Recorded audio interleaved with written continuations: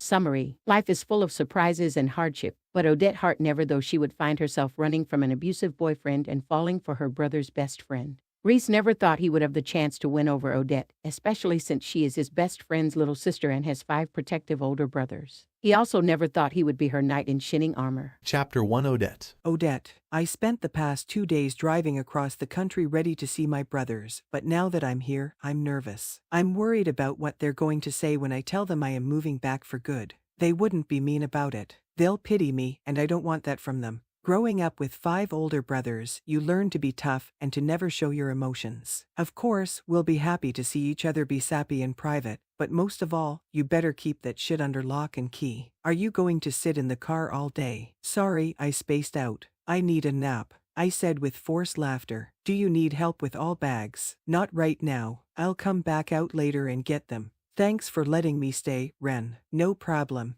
It'll be nice having you around again. Ren is the 5th oldest out of the 6 of us. Sterling, Bo, Winston, Theodore, Ren, and then me. My parents liked older names. They thought it would help us be well-adjusted, hard-working adults. To be honest, I figured you would want to stay at a hotel because of Tyler. Is he going to join you later in the week?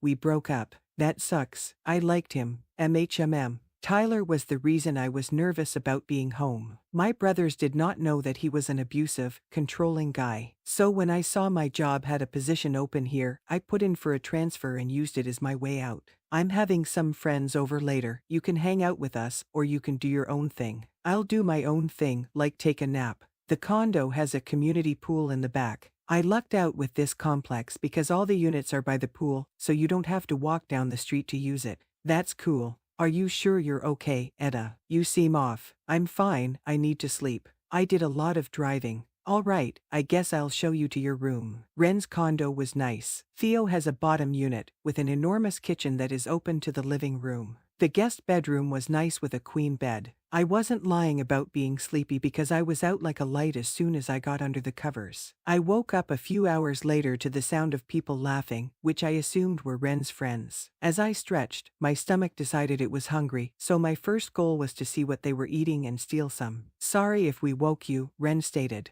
I needed to get up anyway. I saved you some pizza. It's in the kitchen. Thanks, I'm starving. I walked to the kitchen and helped myself to the pizza. You need to call Sterling. He said he wanted to go over some things about the wedding with you. I'll see him tomorrow so that it can wait. I didn't want to talk to Sterling right now. It'll end in an argument. It usually does when it involves the wedding or Julie. So everyone, this is my sister Odette, but she likes to go by Etta most of the time. Etta, this is James, Marcus, and Will. It's nice to meet you all. Dude, you didn't tell us. You had a sister. The one Ren said was Marcus commented. He's the sleazy one in the group. He likes to keep her always from his friends. That voice was unforgettable. That voice belongs to Reese Mayers, Ren's best friend. I crushed on Reese so hard growing up, and it's embarrassing to look back on it. Yet, he's still tall and somehow better looking. Etta, you remember Reese? I nodded my head because I overstuffed my mouth with pizza. It's good to see you again, Odette.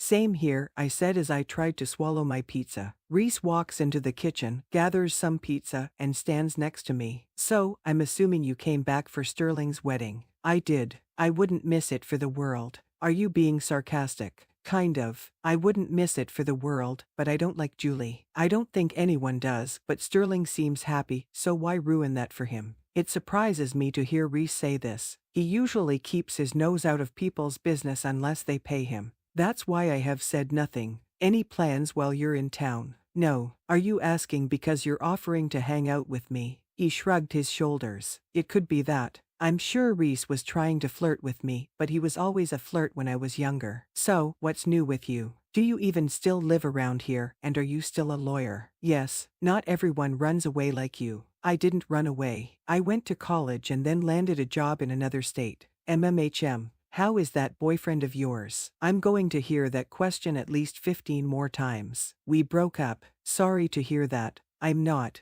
It wasn't a good relationship. What do you mean? I would rather not talk about it. Again, I don't want people to know how weak I am. I don't want them to know that I couldn't take care of myself. I knew I had to leave Tyler, but I couldn't. He was always there, threatening me, and he actually hurt me the last time I left. I finally told my boss why I wanted to transfer, and he helped me get away from Tyler. He was there when I told him I was leaving and waited for me to pack my bags. I saw the pity in his eyes, and I didn't want my brothers to pity me. It was nice talking to you, but I'm going to go hide in the guest comfort room. I'll see you around. I waved over my shoulder and went to the room I was staying in. This was going to be harder than I thought. Reese, what the fuck happened? I scared her away. I never scare females always. Definitely not Odette Hart. She was afraid to talk about her relationship.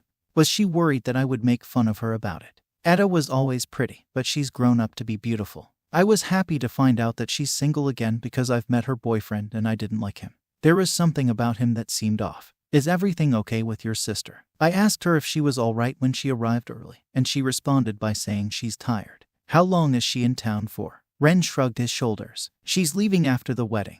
But I'm not sure how long after the wedding. Anyway, are you going to join us or keep pining over my sister? I'm not pining over her. I would, she's hot. Shut up, James. If you even try to flirt with Odette, I'll kill you. I couldn't help but laugh at Ren. You realize she isn't in high school anymore. You can't scare men away anymore. I don't want my friends involved with her. It'll get messy and complicated. Fair enough. Anyway, enough talking about Odette. Let's move on. Chapter 2 Odette.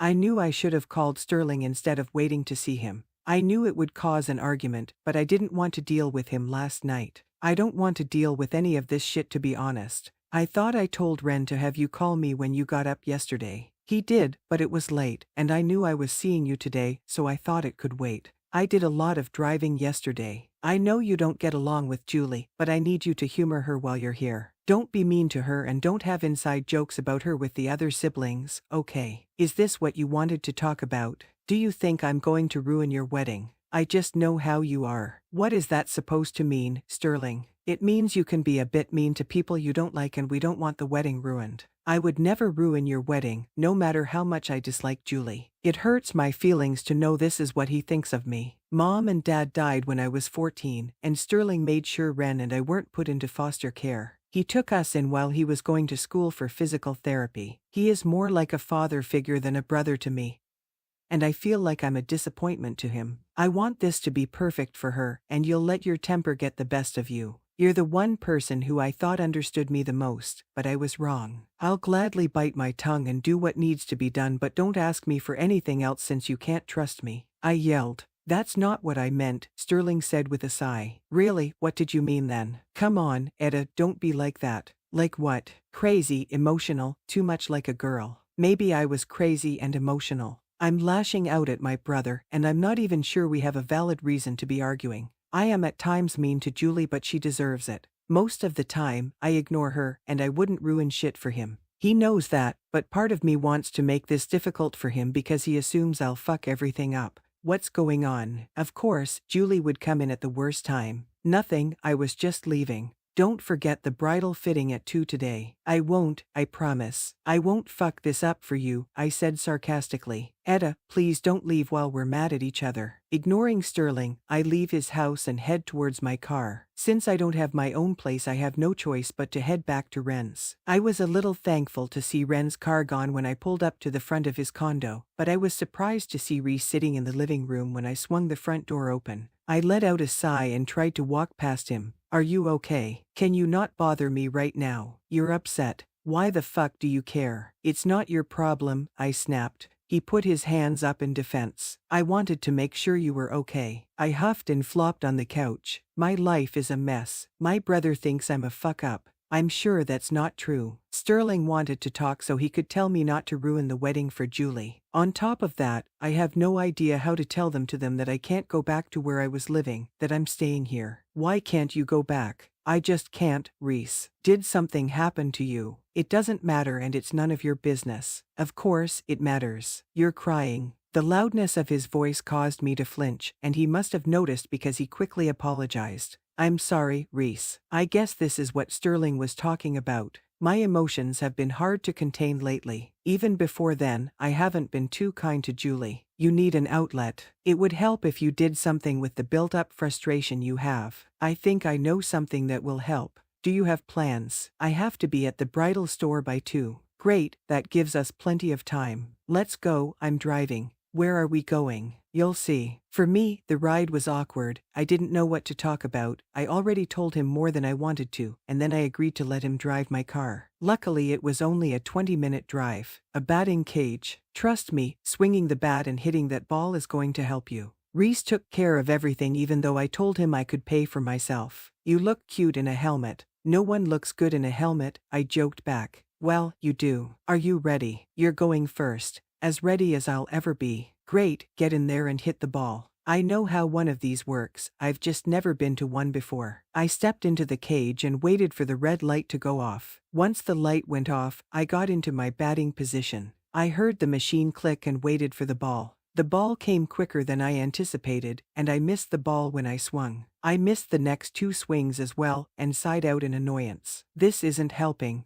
If anything, I'm even more annoyed than before. Press the pause button to your right. I quickly hit the button and watched the yellow light come on. Once he made sure another ball wasn't going to be pitched, Reese entered my cage. Come and stand right here. I walked the few steps that it took to stand in front of him. Reese placed his hands on my shoulders. You need to concentrate. Listen for the click of the ball and count the seconds it takes to make it to you, and then swing on to the next pitch. Turn around. He didn't give me a chance to respond and twirled me by my shoulders. I'll help you with this one. He stood behind me and molded his body against mine in a batting stance. Are you ready? I nodded my head, hit the pitch button. The machine made a thump and restarted counting. His voice made it hard to concentrate, and I shifted my head back a little to look at him. You need to look at the machine, not at me. Sorry, I mumbled. And swing. I hear the ball pop off the bat, and I got this giddy feeling of joy in my stomach and couldn't stop smiling. Now, I'm going to step out of the cage, and I want you to do that again. After a few rounds, I stepped out of the cage feeling lighter. You were right, the sound of the ball hitting the bat and just swinging as hard as I want does help.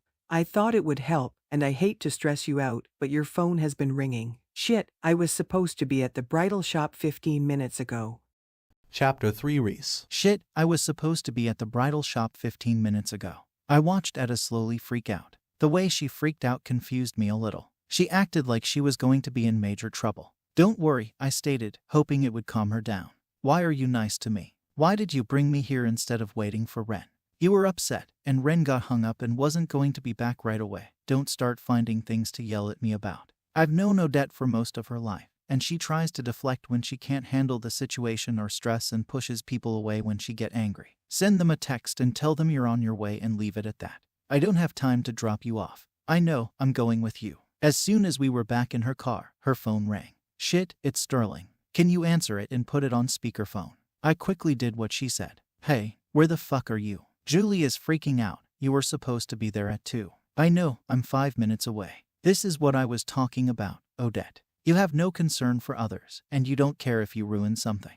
Once you get there, you better apologize to Julie. You're holding everything up. I said I was sorry, and I really mean it when I say I got caught up. Hey Sterling, it's Reese. This is all my fault. I asked Etta to help me with something. I was trying to help the situation, but I knew as soon as he let out a sigh that I made it worse. What are you doing with my sister? You know what, don't answer that. Just get your ass to the bridal shop. Sterling hung up, and Etta was on the verge of tears as she sped down the road. Pull over. I can't, I'm late. Pull the car over and let me drive. She slowly pulled the car over, and I got out and came around to her door. Don't take it personally. He's stressed, and it's a family trait to take it out on people. Once Etta was situated in the passenger seat, I pulled back onto the road and we made it there in 5 minutes. I feel bad for Etta because as soon as she goes in there, Julie will lay into her. You don't have to wait for me. You can take my car back to Ren's. I'll call a ride share. Nope, you're stuck with me for now, I said with a smile. She smiled back before we got out of the car and made our way into the shop. Finally, you're here, Julie yelled. Julie didn't give Etta time to do anything and shoved a dress into her arms. You're lucky you're Sterling's only sister, or I wouldn't even have you at the wedding. You know what, Julie, screw you and this damn wedding. I quit. Get yourself a new bridesmaid. Etta threw the dress at her before storming out of the store. I couldn't help but laugh at what happened because Julie wasn't expecting Etta to walk out on her. This isn't funny. Julie cried out, she's ruining everything. No, you're ruining your wedding, and you're making your soon-to-be sister-in-law miserable, I stated in her defense. By the time I made it outside, Etta was already in the car waiting for me. You did the right thing, but if I were a female, I would have punched her, and then she would press charges. Luckily, you know a good lawyer. She smiled at me and put the car in drive, and we rode to Ren's house in silence. Ren was home, and I told him I was with Etta, and I know he'll be asking me what's going on between us. I do find her attractive, and I feel the need to protect her. My job as a lawyer requires me to read people, and I'm picking up on some vibes that tells me she is hiding something, and I want to know what it is. What took you so long? Etta and I were hanging out, and we lost track of time, so I had to go to the bridal fitting with her.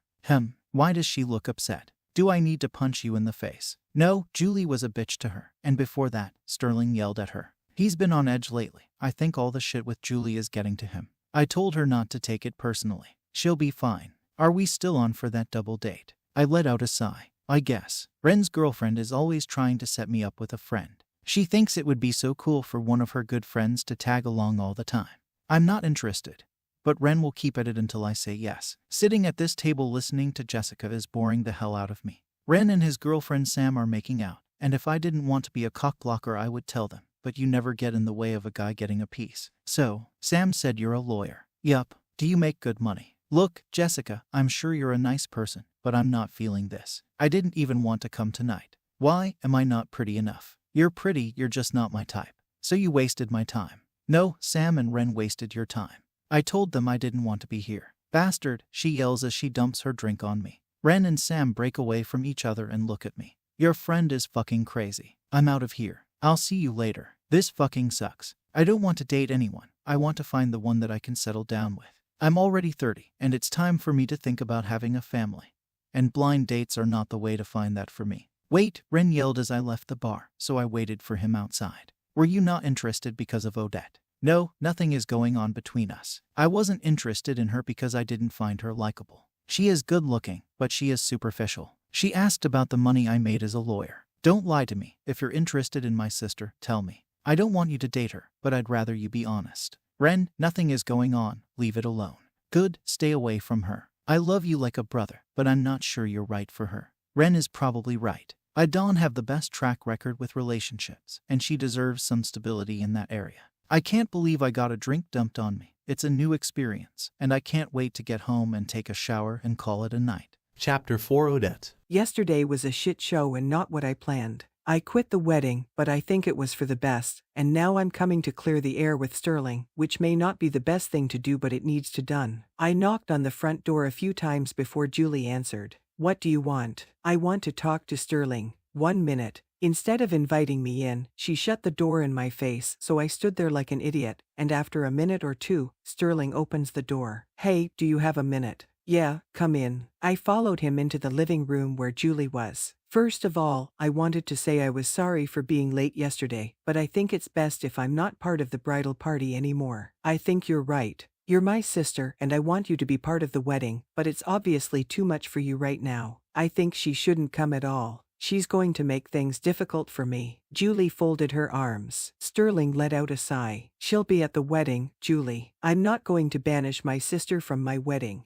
She's already proved she doesn't care about the wedding. He seemed tired, and I could tell he didn't want to fight, and it's not fair she's making him choose between his sister and his soon-to-be wife. She's right. I have been inconsiderate, and if it makes her feel better, I won't be there. A lump formed in my throat. I didn't want to miss his wedding, but the decision was going to make his life easier, and I knew he would never choose one side when it came to having me there, so the best thing I could do was offer not to come. You don't mean that, Etta. I do. You look exhausted, and I want to make it easier on you, and if this is what it takes, then it's what I will do. It won't be the same without you. The results will be the same. You'll get to marry the person you love. Sterling sighed and put his hands in his pocket. I'm sure we can find a middle ground between the two of you. I would feel better if she wasn't there, Julie said with a small smirk on her face. Then it's settled. It's her big day, and she doesn't want me there, so I won't be there. It's my day too, and I want my sister there. We'll discuss this later, Julie said while she stomped off. Since Theo will finally be in town, we want to have a get-together at Beau's bar, I stated. I'll be there. Great, it's at 6. I left Sterling's house, and I knew our relationship would never be the same. This was a turning point. We have officially become siblings and not pseudo-father and daughter, but Sterling needed this. He needed to have a happy wife and a family of his own instead of constantly dealing with his siblings. I sat in Beau's bar waiting for the others to get here, mainly Theo. I haven't seen Theo in a few years. He likes to travel and experience the world, as he puts it. He is probably the one that will never settle down. Hey, you're here early. Well, so are you. Winston took a seat next to me. I wanted to chat with you. What about you? Sterling told me what happened today. I'm fine. It needed to happen. It was the only way to keep him from having to choose. Well, I think it's shitty. He should get rid of her. I shrugged my shoulders. Let's change the subject. What's new with you? A lot, not a lot, depends on how you look at it. Care to elaborate? I'm seeing someone. I was not expecting that confession, but I gave Winston a huge smile because I was excited for him. What's her name? Colton. When I didn't say anything, Winston started panicking. I'm sorry for blurting it out. I figured you would be the easiest to tell and wouldn't judge. Winston. Yeah, I love you, and I'm so fucking happy for you. Really? Yes, you deserve to be happy. I gave Winston a tight hug. Secret for a secret. I asked him. Sure, hit me with it. I'm not going back to Maine. I got my boss to transfer me here. That's great, Etta. I haven't told anyone, except for Reese. So now you confide in a boy who isn't one of your brothers. He might as well be a brother. Winston raised his eyebrow at me but couldn't say anything because Theo made his entrance, and the Hart sibling get-together was officially starting. Odette. Theodore. Theo pulled me into a hug. I missed you and your attitude. I missed you too. How long are you visiting? A few weeks. I have a break between assignments. Theo is a freelance adventure writer. Companies hire him to experience what they offer and write an opinion piece for magazines and websites. Where did you come from, and where are you going? Just came from Costa Rica, and I'm heading to Washington to do some wilderness stuff. You have the coolest job out of us all. Where is the man of the hour? It was as if Sterling knew Theo would ask about him. As soon as he asked where he was, Sterling walked through the doors with Ren and Reese. Reese didn't hesitate and walked over to me and took the seat Winston was sitting in. Are you following me? You wish. I was told there would be food and beer, so I came. Is that all it takes to get you to do something? There are other things that can motivate me. Can I steal Etta from you? I knew it was Sterling without looking at him. Sure. Can we talk in Beau's office? I nodded my head and followed him. He isn't the door behind and pulled me into a hug. I'm sorry, I love you, and I don't want to get married if you're not there. What about Julie? I told her she would need to grow up and get over whatever she has with you. You're my sister, and it wouldn't be the same without you. Julie has been driving me crazy with this wedding shit, and you have been the outlet for my frustration, and you don't deserve it. Thank you, Sterling, it means a lot. And stay away from Reese. He isn't right for you. I love the boy like his family, but he isn't right for you. Is any guy right for me? Besides, there is nothing going on between us. No one would be able to live up to what you need because you deserve everything and then more. I gave Sterling one last hug before heading back out to everyone else. Beau had brought out the alcohol and food, and everyone had already started eating, so I grabbed a plate and joined in on the conversation, which was pretty traumatizing.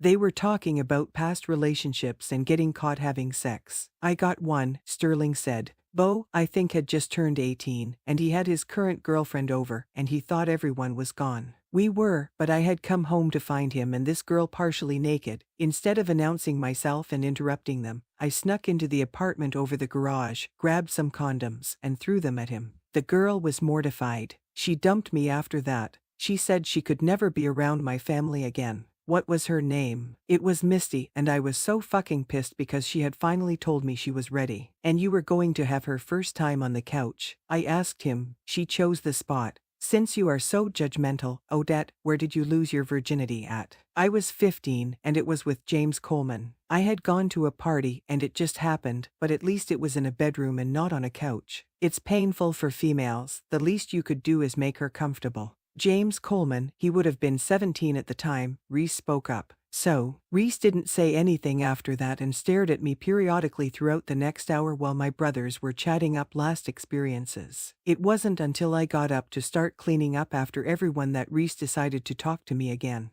Did you really lose your virginity to James? Yes, and why do you care? Because he probably took advantage of you, you were only 15. Is this some kind of double standard bullshit? How old were you? 15. See, you shouldn't care, you were the same age. The girl I slept with wasn't 2 years younger than me, and I wasn't almost of legal age. Let's drop this conversation. Reese sighed and took some plates and walked back to the kitchen with me. I don't like seeing or hearing people take advantage of you. Why do you care? We are friends, we don't even keep in touch, we only see each other every so often when I decide to visit. Because I can't stop thinking about you. You're always on my fucking mind, Odette, and it's driving me crazy. Something just clicked when I saw you the other day. I wanted to kiss you at the batting cage, but I chickened out. His confession shocked me. I can't be with anyone, Reese, I'm messed up. The words were out of my mouth before I had time to think about them. Chapter 5 Reese. Fuck. I didn't mean to say that. It's the wrong time. I don't know what came over me, but hearing her tell me she's too messed up to be loved is stupid. You're not messed up. Yes, I am, Reese. You don't know what I'm dealing with. Right now, I can't be in a relationship and be mentally healthy. Why? Odette puts the plates in the sink and turns around, and I notice that she has tears in her eyes. I need time to get over what Tyler did to me. I brushed her hair out of the way and cupped her face. What did he do? I don't want to tell you, she sobbed out. I can't help you if I don't know what is hurting you. He was abusive. He mainly yelled. But at times, he got physical with me. That is why I'm here. I went to my boss when I found out about the position here and told him what was happening and how I needed the transfer to get away. And he helped me leave. I'll fucking kill him. My heart hurt watching her cry, and I wanted to comfort her, so I dipped my head down and placed my lips on hers. It surprised me when she started kissing back. But she quickly stepped back from me. I'm sorry. I shouldn't have kissed you. She quickly left me and walked out of the kitchen. But as I was leaving the kitchen, Winston caught me and pulled me to the side. What did you do to her? Nothing. Nothing. She was crying when she walked out, and you were the only one in there with her. I rubbed my face. You promised not to punch me in the face. Maybe. I told her I couldn't stop thinking about her, and then I kissed her, but that's not why she was crying. But before I tell you everything, you need to promise you won't let her know I told you. It depends on what it is. If she is putting her life in danger, then I'm going to step in. Fair enough. She left Maine because his boyfriend is a piece of shit that laid his hands on her. She took a job transfer because of him. Fuck. She told me about staying but not about the abuse. Is she okay? Physically, yes. Mentally and emotionally, probably not. I'll try and talk her into getting a restraining order. Guys like that usually come back around. We've known you for a long time. Most of us watched you grow up, and we know you're a good guy. But not good enough for Etta. No one is. But I'm glad she has you in her corner. Keep in mind that if you hurt her, all 5 of us will beat the shit out of you. Understood? If it makes you feel any better, she turned down my advance. It does. A little bit, he said with a smile. Winston was always the laid-back one, but also probably the scariest because of the way he is built. I'm going to go make sure my sister is okay. Keep an eye on her and let me know if anything happens. I will. Winston and I walk back to the bar area, and I sit next to Ren while Winston sits next to Etta. I think I'm going to break up with Sam. What? Why? I don't think it's going to last between us. I was surprised to hear this from him. I thought they were doing well. Did something happen? Kind of. There is this girl at work that I can't shake. I'm just drawn to her, and it made me realize that I'm not in love with Sam, and I should string her along. Welcome to the second half of adulthood. Shut up. I feel horrible. Nothing has happened. But I still feel guilty. It means you're a person who understands right from wrong. Can I confess something to you? He nodded at me. I like your sister. Of course you do. Everyone does. No, I mean, I like her. I thought you said nothing was going on. Nothing is going on, but it doesn't mean it's not going to. Nope, you're not allowed to. I'm not losing my best friend to my sister. I don't want to think about my sister being with you. Don't pursue her, please. If you date her, things will get messy between us, and I will be stuck between my sister and best friend. I'm not going to put up with that. Besides, Etta is going back to Maine after the wedding. She needs to tell her family that she's staying. She needs to tell them about her boyfriend. I'm in over my head with her family, and I need to tread carefully. Chapter 6 Odette. I can't get involved with Reese. I shouldn't have let him kiss me. It was such a stupid thing to do. I'm nowhere near stable enough to be in a relationship right now. Hey, I quickly wiped my eyes as Winston sat next to me. Hey, I said with a sniffle. So, I talked to Reese. It was stupid, I know. I'm not here to lecture you on him. I'm here to say you can trust me and can tell me anything. He told you, didn't he? Yeah, he did. Why didn't you tell us? I'm ashamed. You guys liked him. No one else believed me until I told my boss. They told me I was doing something wrong because Tyler would never do anything without having a cause. Winston stroked the back of my head. Odette, we love you, and we would always believe you. Do you want us to kill him now or later? I want to forget about it, move on, and pretend it never happened. You can't. It's changed the way you view things, especially relationships. Reese also told me that you turned him down. I rolled my eyes. He doesn't know when to stop talking.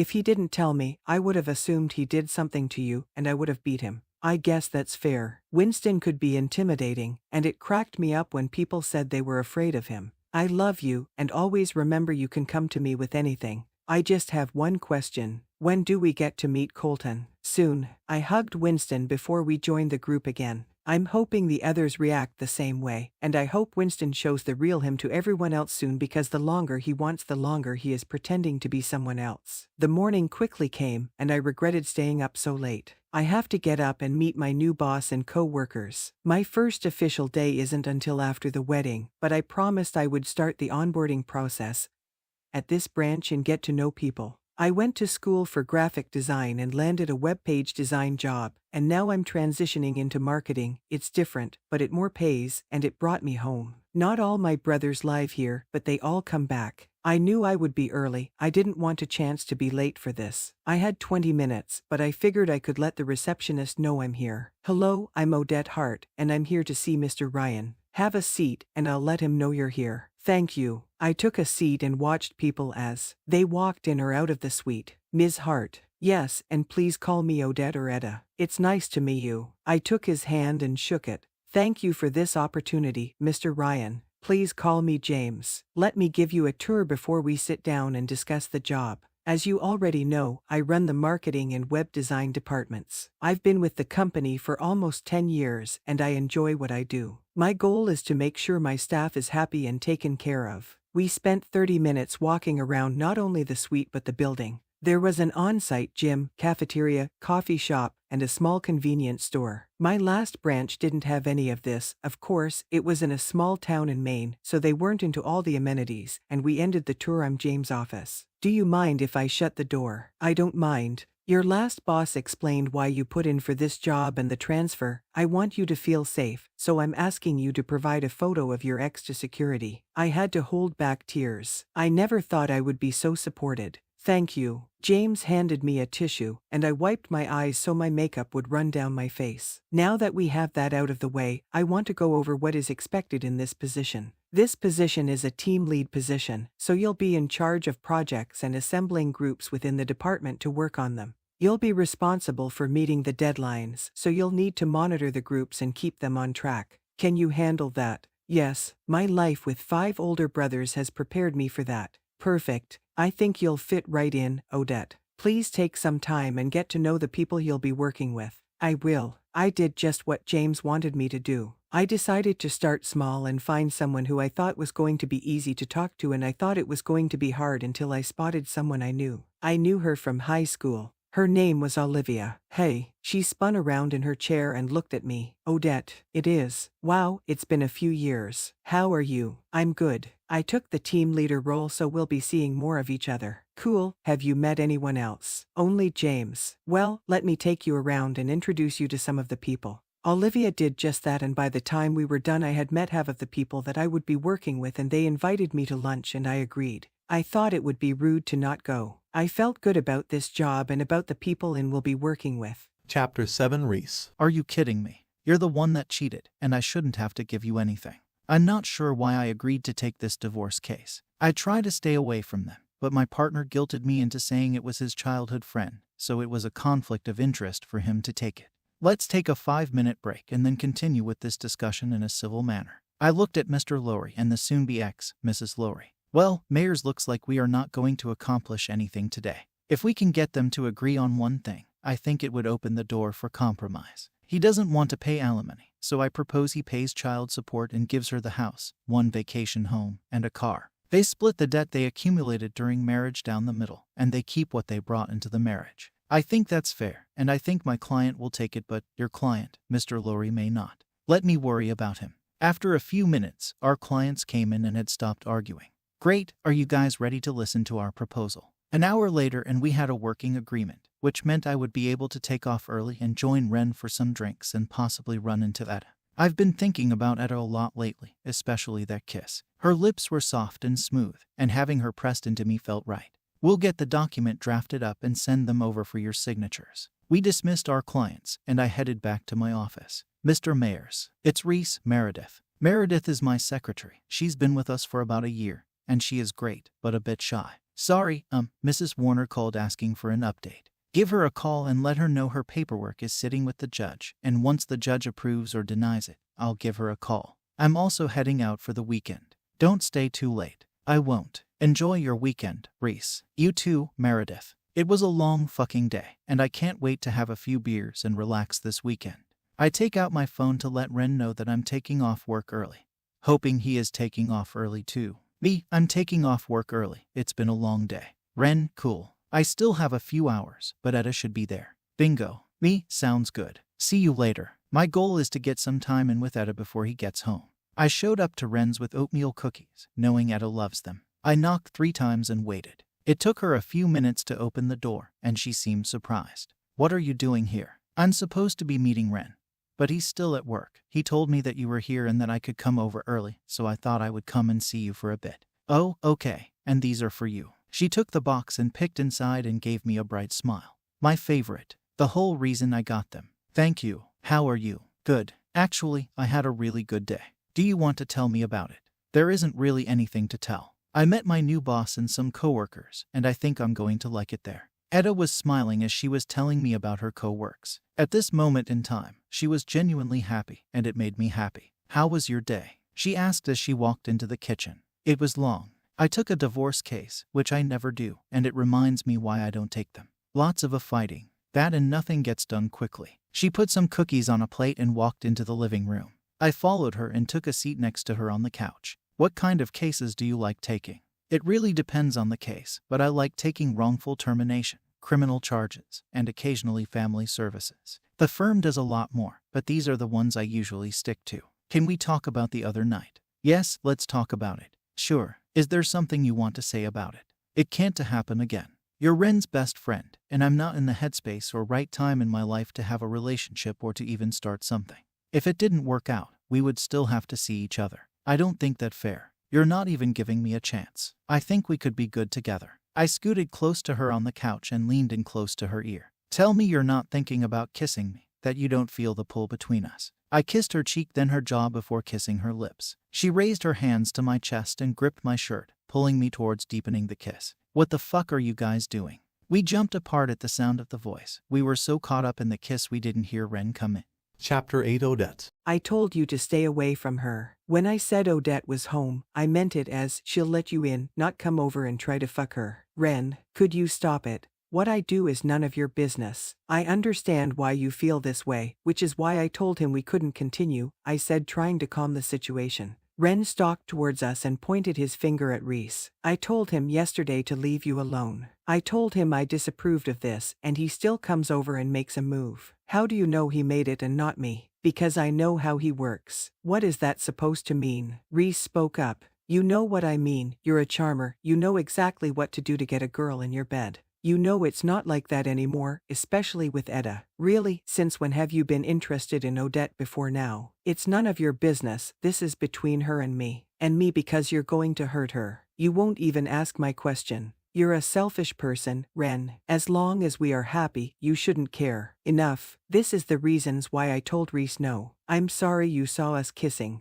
That's all it was, so stop being a jerk and hang out with your best friend. It's too late. I need to be away from him, Reese yelled. I watched him walk away from us, leaving Ren and me in the condo. Nice work, Ren. I told him to stay away from you. I'm an adult. I can make my own decisions. I need to come clean about some things so you understand the situation. I asked Ren to take a seat and told him about the job transfer, about my relationship with Tyler and what happened. I can't believe I liked that guy. He had us fooled. Was he like this when you would visit together? Yes, it's why we stayed in hotels and never with anyone. So you're staying? Yes, I met my new boss today, and I'm going out with some people who work there tonight. I placed my hand on Ren's. I know Reese is your best friend, but don't be mad at him. He's been respectful, and I already told him it wasn't the right time for me to start anything. I don't want to lose you or my best friend, and that's going to happen if you guys date. I could never get rid of you, remember? I tried. Ren started laughing.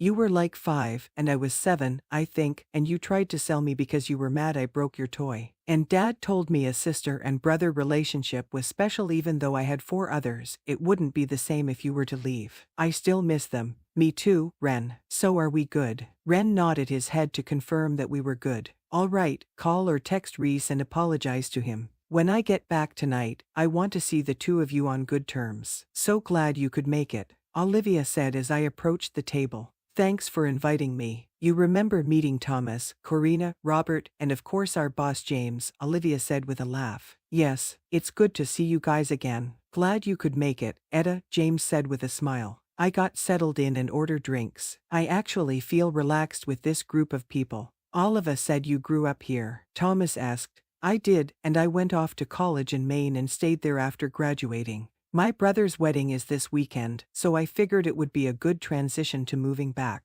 I am, and I went to high school together. Are you seeing someone? Thomas, Olivia gasped. What? She's attractive, and before I start flirting with her, I need to know if there is a guy in the picture. I'm single, but I'm not looking, and I don't date co-workers. Good choice, James said as he raised his drink before taking a sip. Workplace relationships are often complicated. People say they can keep their personal and professional lives separate, but you're dating a co-work. It bleeds together and can affect your job. I'm starting to like you more and more, James said. Well, thanks for the drink, but I'm going to head out. I'll see you all Monday. After James left, that's when the true personalities of everyone came out. They started drinking more, and Olivia even convinced me to get on the dance floor. After a few more drinks, I was feeling comfortable on the dance floor. Olivia and were dancing together while Robert and Thomas were trying to pick up some girls. I was lost in my own little world until I felt a pair of hands around my waist. I couldn't stay away, he whispered in my ear. I could tell it was Reese by his voice and his touch. What are you doing here? Ren asked me here so we could talk it out.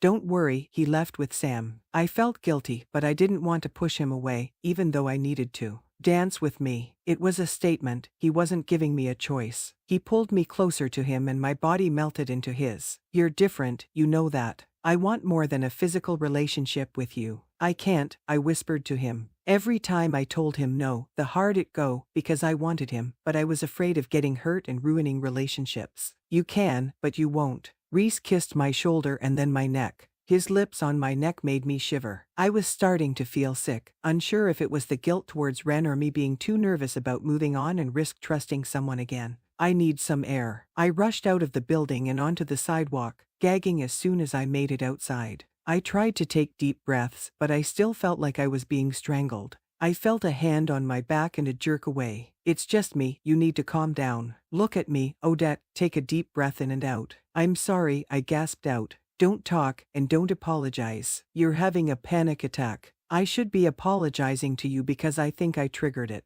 After a few minutes, it became easier to breathe, and the tight feeling started going away. We need to get you home. I think this for the best. I'll drive you, and I'll take you to pick up your car tomorrow. Thank you, Reese. Once we got situated in the car, Reese sat there for a moment before looking at me. Was I a trigger? Did I do something to make you panic? I don't know. The feeling started when we were talking, and the kissing sent me over the edge. Can I ask you something very personal? I nodded my head, yes. Did he force himself on you? I shrugged my shoulders. I'm not sure. I've thought about this a lot. I had sex with him when I didn't want to, and I did it to prevent him from losing his temper, but at the same time, I never told him no or to stop. That's still sexual assault, Etta. Reese was grinding his teeth. I could see his jaw twitching in the light that was shining through the car from the street lamp.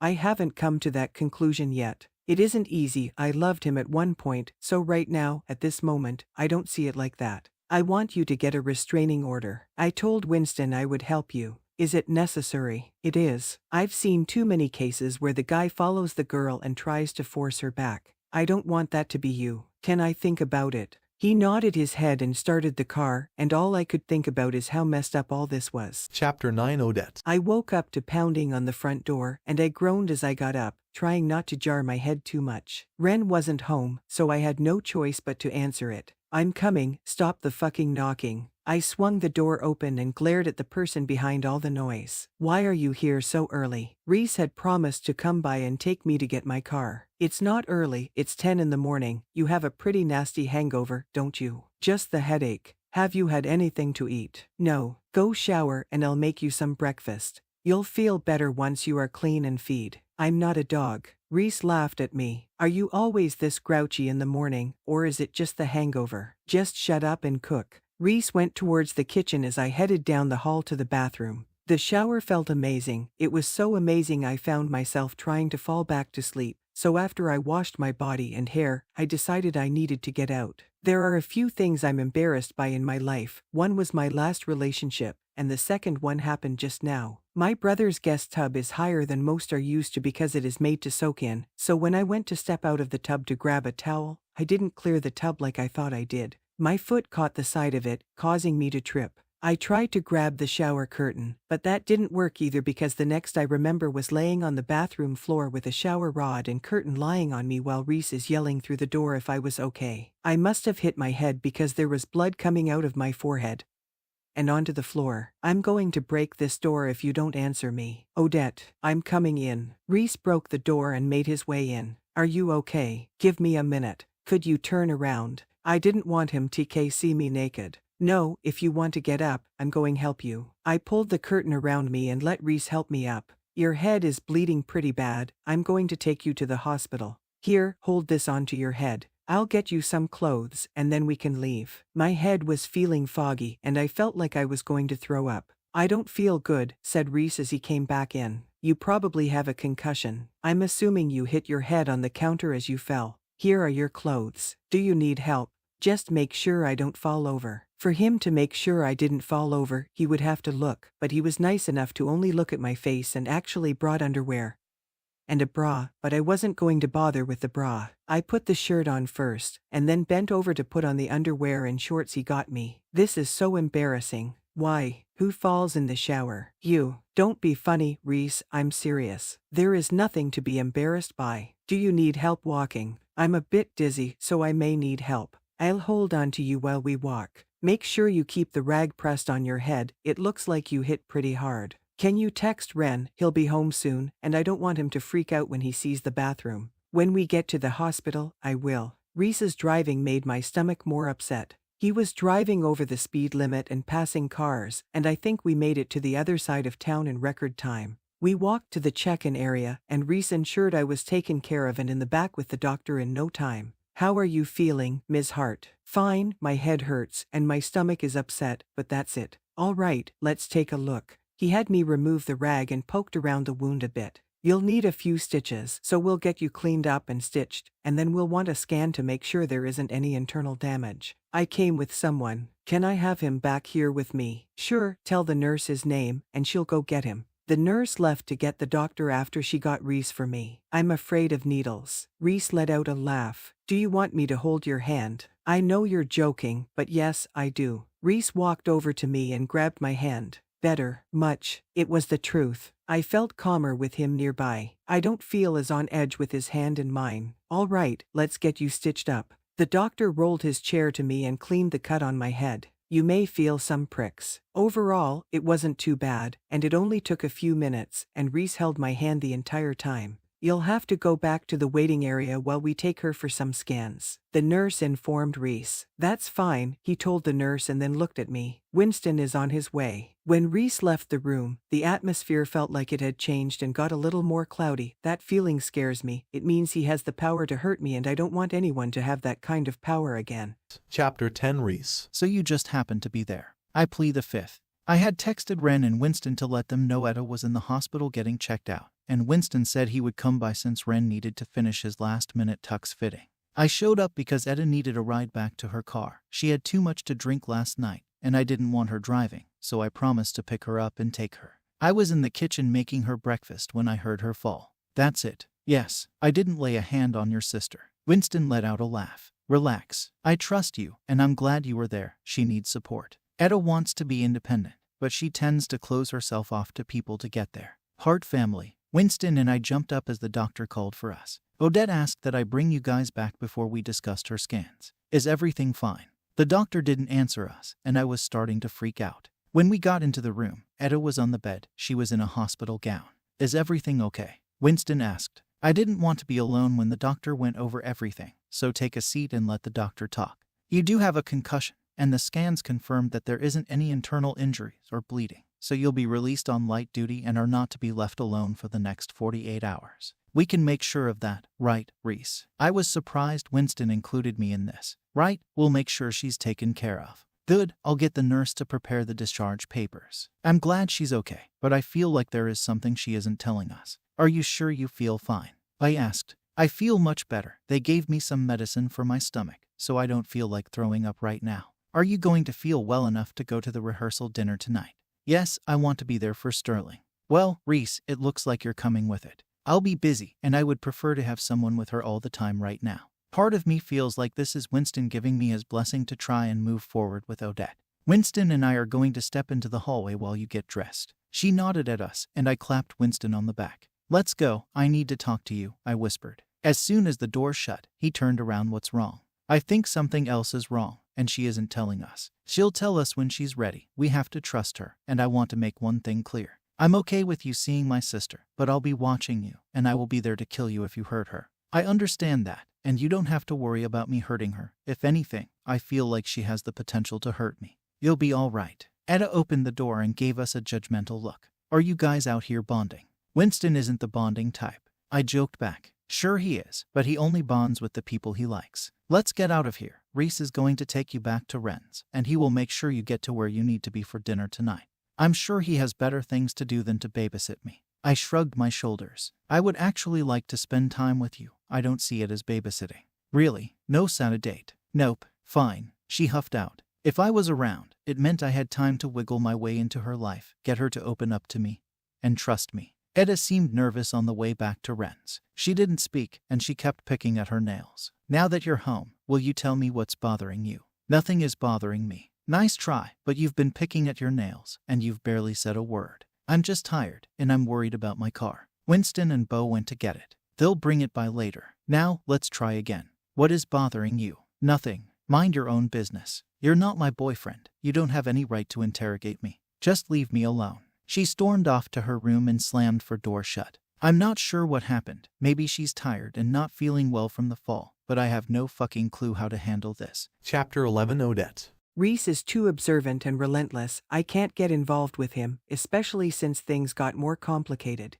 Before my scan, the nurse asked when my last period was, and when I told her I was a bit late, she required me to take a pregnancy test before the scan. To my surprise, it came back positive. A good thing they checked, because a CT scan is not recommended for pregnant women, so they settled for an X-ray, but it also meant I was pregnant with Tyler's child. I knew my period was late, but I was also under a lot of stress, so I figured stress was the reason. It's happened before. I can't tell Reese. I don't want to hurt him. Etta, I'm sorry if I overstepped. Leave me alone. I really am sorry. I don't care, Reese, just give me some space. Okay, but don't fall asleep. I want to be left alone. This is so messed up, and there isn't a way to fix it. I was hoping that Reese would give up and go home, but when I emerged from the room I was staying in and went towards the kitchen, I found him on the couch watching TV. Why didn't you go home? I was told not to leave you alone. Winston would kill me if I did. I let out a huff and continued to the kitchen. You may want to get ready for the rehearsal and dinner. I don't have to be there for the rehearsal. We can show up a little late. I stood in the kitchen trying to ignore Reese, and I was thankful when the door lock clicked and Ren opened the door. I knew I would regret being mean to Reese, but I needed to push him away. I can't let him get closer. I can't screw up his life. Now that Ren is here, you can leave. I'm not leaving. I don't need you or want you here. Well, too bad. Your brother is my best friend, so now I'm here to hang out with him. This is why you two can't get involved, Ren stated.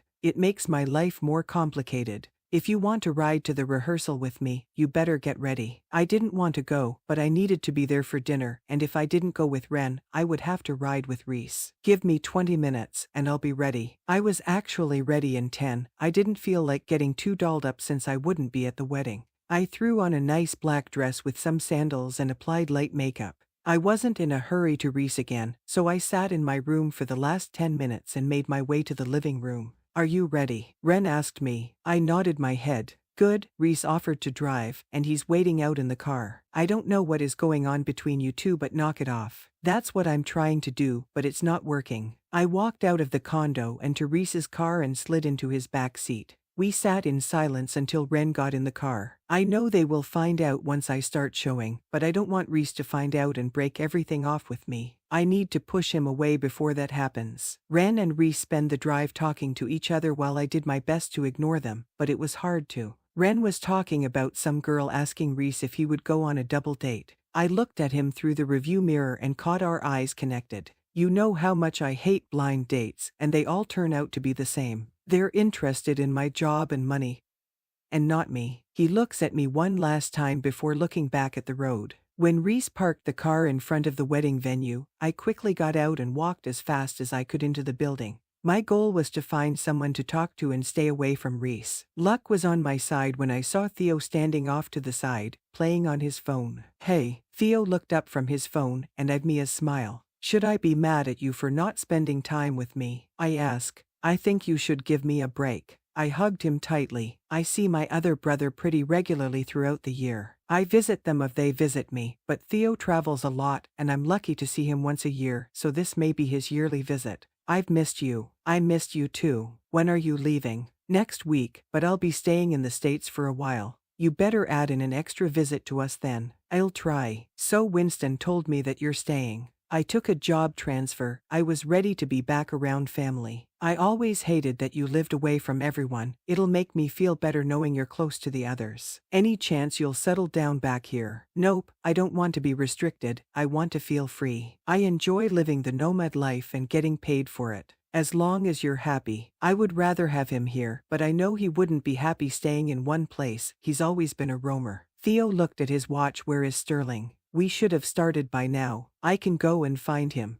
I glanced around the area and noticed that he wasn't anywhere in eyesight, which meant he was probably in a room. I went downstairs to check out the private dressing rooms. The stairs were dimly lit, so I held onto the rail to ensure I didn't trip and slowly made my way down. I passed by the open doors and saw the light at the end of the hall shining through a cracked door. As I got closer, I heard voices, and one sounded like Sterling. How long, Julie? I'm sorry, it was a mistake. How fucking long was this going on? Just a few weeks. Why? I'm sorry, he made me feel wanted. Don't try to blame this on me. You cheated, not me. I put up with a lot of shit from you. I even took your side when it came to your arguments with Odette and ruined our relationship. But I'm not taking the blame for this. I'm done with your shit. I was so caught up in their argument that I didn't know anyone followed me until my arm was touched. I jumped and let out a gasp. What are you doing down here? Reese asked. Looking for Sterling. I yanked my arm away from him. Well, you found him. Let's go before he realizes you are nosy. Before I could respond, we heard footsteps coming towards the door, and Reese quickly pulled me into an empty dark room. Can't you leave me alone? I whispered. I yelled at him. No, because you caused trouble, and I don't want to be the one that gets blamed if you get hurt. I'm not a child anymore. I've noticed, he mumbled. You need to be careful. And you need to leave me alone. I can't. Why? Because I can't stop thinking about you. You've wiggled your way into my brain and won't leave. Reese grabbed the back of my neck and pulled my face to his and kissed me. The kiss was rough and needy. His tongue demanded submission, and I felt myself losing control. He moved his lips from mine and started kissing down my neck, and grazed his teeth down my neck with every kiss, causing me to release a moan. You drive me fucking crazy, Etta, he mumbled against my shoulder. He pulled my dress strap down, exposing the top of my breast, and laid kisses across them. The signals in my brain were firing. I knew I should tell him to stop, but it felt amazing, and I wanted to release. Race. I moaned out as his hand slid up my dress, making contact with I already were panties. Am I finally driving you crazy? He asked.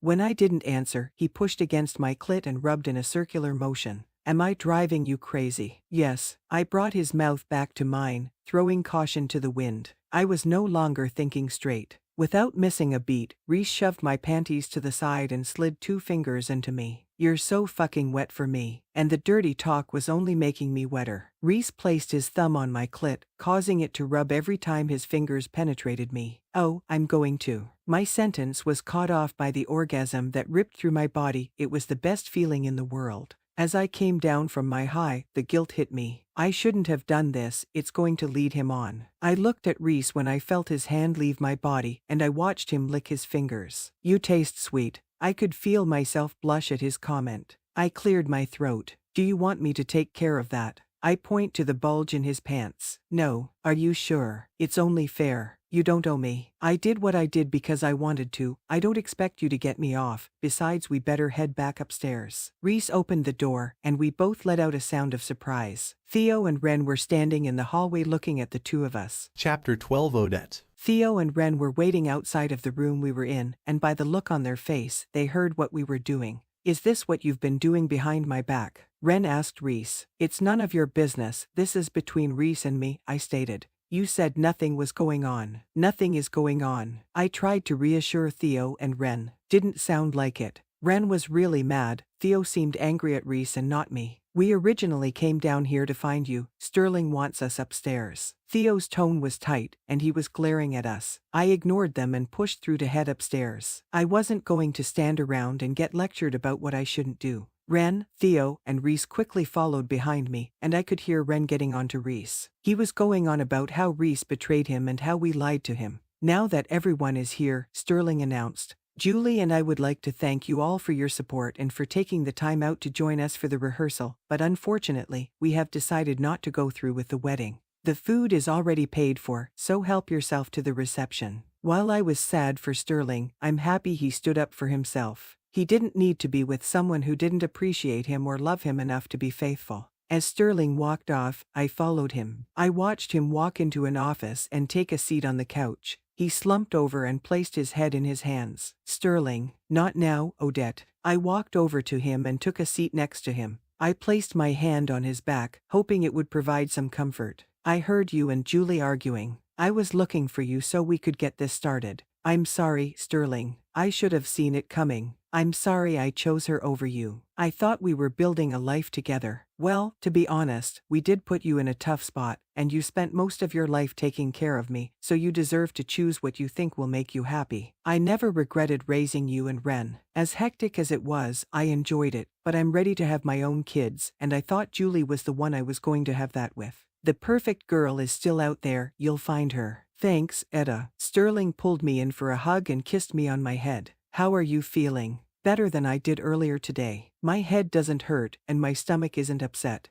Good, I was worried, but Winston said you were okay. Does he make you happy? Who? Reese, does he make you happy? I'm not sure. I get butterflies in my stomach, and he makes me feel good. We aren't dating, but I feel like in another life he could make me happy. Even if he does, my life is too complicated. I can't get him involved. I can tell by the way he looks at you that he adores you, and he's up for the challenges you may throw at him. I'm pregnant. Stupid word vomit. I got nervous and just let it rush out. Sterling stared at me for a few seconds. Okay, I wasn't expecting that. How far along? 10 weeks, I found out today. Sterling let out a sigh. Is this what you don't want to drag Reese into? Does Tyler know? Yes about Reese, no about Tyler. I'm afraid to tell him. I take a deep breath before telling Sterling the reason I broke up with Tyler. I not only broke up with Tyler, but I also took a job transfer here to get away from him. He was abusive, and I couldn't stay, and I don't want him near my child. Then I see no way out of not telling Reese. He can help you with custody and a restraining order. Why didn't you say anything? I was embarrassed, and you guys liked him, and back in Maine, the only one who believed me was my boss. I'm so sorry, Etta. Sterling pulled me in for another hug. Don't be sorry, I'm starting to move forward, and I think we can move forward together and offer each other support. Julie wasn't right for you, she never appreciated you, you'll find someone who does. Thank you. Do you have a place to stay? Shit, I didn't think about that. I can't kick her out of the house because her name is on the lease. If you need to, you can crash at Ren's and I can stay at a hotel. I need to find an apartment anyways. I couldn't let you do that. It'll be fine, it forces me to be proactive. I wasn't lying. I needed to get my shit together, and this was the first step. Chapter 13 Odette. Since I let the cat out of the bag this weekend with Sterling, it's only a matter of time before everyone finds out. The first step is to call and tell Tyler and then tell Reese. I need to know Tyler's reaction so I can ask Reese for help. Sterling was right about Reese being the person to help me. He has a legal background, and he'll make sure I understand my rights. I've been putting off the call to Tyler all morning. I know he's going to go ballistic, but it's now or never. I take a deep breath and push the phone sign next to his name. The phone writes 3 times before he answers. Odette, hi, I'm glad you called me, I missed you. I can do this, I can do this. Don't try to sweet talk me. I'm calling for a reason. I'm sorry that I lost my temper. Tyler, what happened is over, we're over. I called to tell you something important, so listen. Okay, he sighed out. I'm pregnant. Are you sure? Yes, a doctor confirmed it. Are you taking it away from me? I want full custody. You can't do that. I can, and I will. You've put your hands on me in a fit of anger multiple times, and I'm afraid you'll do the same to the baby. I've been getting help. I still don't trust you. I'll fight you for this. I deserve to be a part of this child's life, and this child deserves to grow up without an abusive father. You'll be hearing from my lawyer, Etta. Tyler hung up without giving me a chance to say anything back. He handled it better than I thought he would, but now I'm terrified that I'll lose this child before it's even born. Good afternoon, how can I help you? I'm here to see Reese Mayer. Do you have an appointment? No, but I'm a family friend. My name is Odette Hart. I'm sorry, but Mr. Mayer is extremely busy. You'll need to make an appointment. Can you tell him it's important? The secretary was about to tell me no but didn't get the chance because Reese walked out of the conference room and saw me. Is everything okay? He asked. I need to talk to you. Okay, follow me to my office. His office was nice and clean. His files were in order and not all over his desk. He had one photo. It was a photo of him and his mother. If you don't have a minute, I can come back. I was secretly hoping he would say he was too busy. Nonsense, it must be important if you showed up. It is, and I need your help. Telling Reese is harder than I thought. I have a lump forming in my throat, and I find myself not wanting to tell him because I don't want him to feel sorry for me or to be angry with me. I need your help with a custody issue. Okay, I'm already a little confused. Last week, when I fell, I found out I was pregnant. Wow. He took a deep breath and slid his hand down his face. I'm assuming you told your ex. Yes, and he wants custody. It sounded like he wanted joint custody until I told him no. I hate to say no, Etta, but this is a conflict of interest for me. I can't take you on a client. Oh, I guess that makes sense. Let me finish, but I can ask one of my partners to help you. It's not going to be easy unless you have proof of the abuse, and even then, it may not play out in your favor, especially if he's getting help. I don't know what came over me. Without notice, I busted into tears. I want to say it's the pregnancy hormones, but at this point, I think I am just crazy. Hey, don't cry, Reese said as he left his desk to come and sit next to me. My life is such a clusterfuck, and I'm asking you to get involved, and it's not fair to you. I would do anything to help you. You mean a lot to me, and you being pregnant with some jackass baby isn't going to change that. This isn't ideal, but we will learn to deal with this. It's a bump in the road. How can you be so nice and still want to be with me? I'm not a jerk, and I like children, so it's not a deal breaker. I just hate that you didn't tell me right away. I was freaking out. I told Sterling on Saturday, and then we had a bond experience on how fucked up our love lives are. Are you free tonight? I sniffled and shook my head yes. Good, I want to take you out to dinner. Chapter 14 Reese. I was briefly excited when I saw Etta standing in our lobby, but knowing she doesn't stop by concerned me because it meant something was wrong. I didn't expect her to tell me she was pregnant. I'm not a shallow person, but it does suck the child she is carrying has nothing to do with me, but I also know if I want to be with her, this child is a part of her and isn't negotiable. I'm sitting here trying to make her feel better, but I honestly don't know what to do, so I ask her to dinner, and surprisingly, she agrees. Everything is going to be okay. I'm sorry I'm unloading all this on you. Don't apologize, as I said, I'm here for you. She sniffled and lifted her head, and the sadness in her eyes made me want to hold her and protect her from everything. Go back to Ren's and get some rest. I'll be over to pick up for dinner around 6, okay? I'm not staying at Ren's. I got a hotel. I offered Sterling the guest room. Do you have my number? She shook her head no. How have we not exchanged numbers yet? Can I have your phone? I'll put my number in. She handed me her phone and put my number in it. I smiled at her and handed it back. She looked at the contact and laughed. Really? The hot one? It's true, you think I'm hot. Don't flatter yourself, she said with a laugh.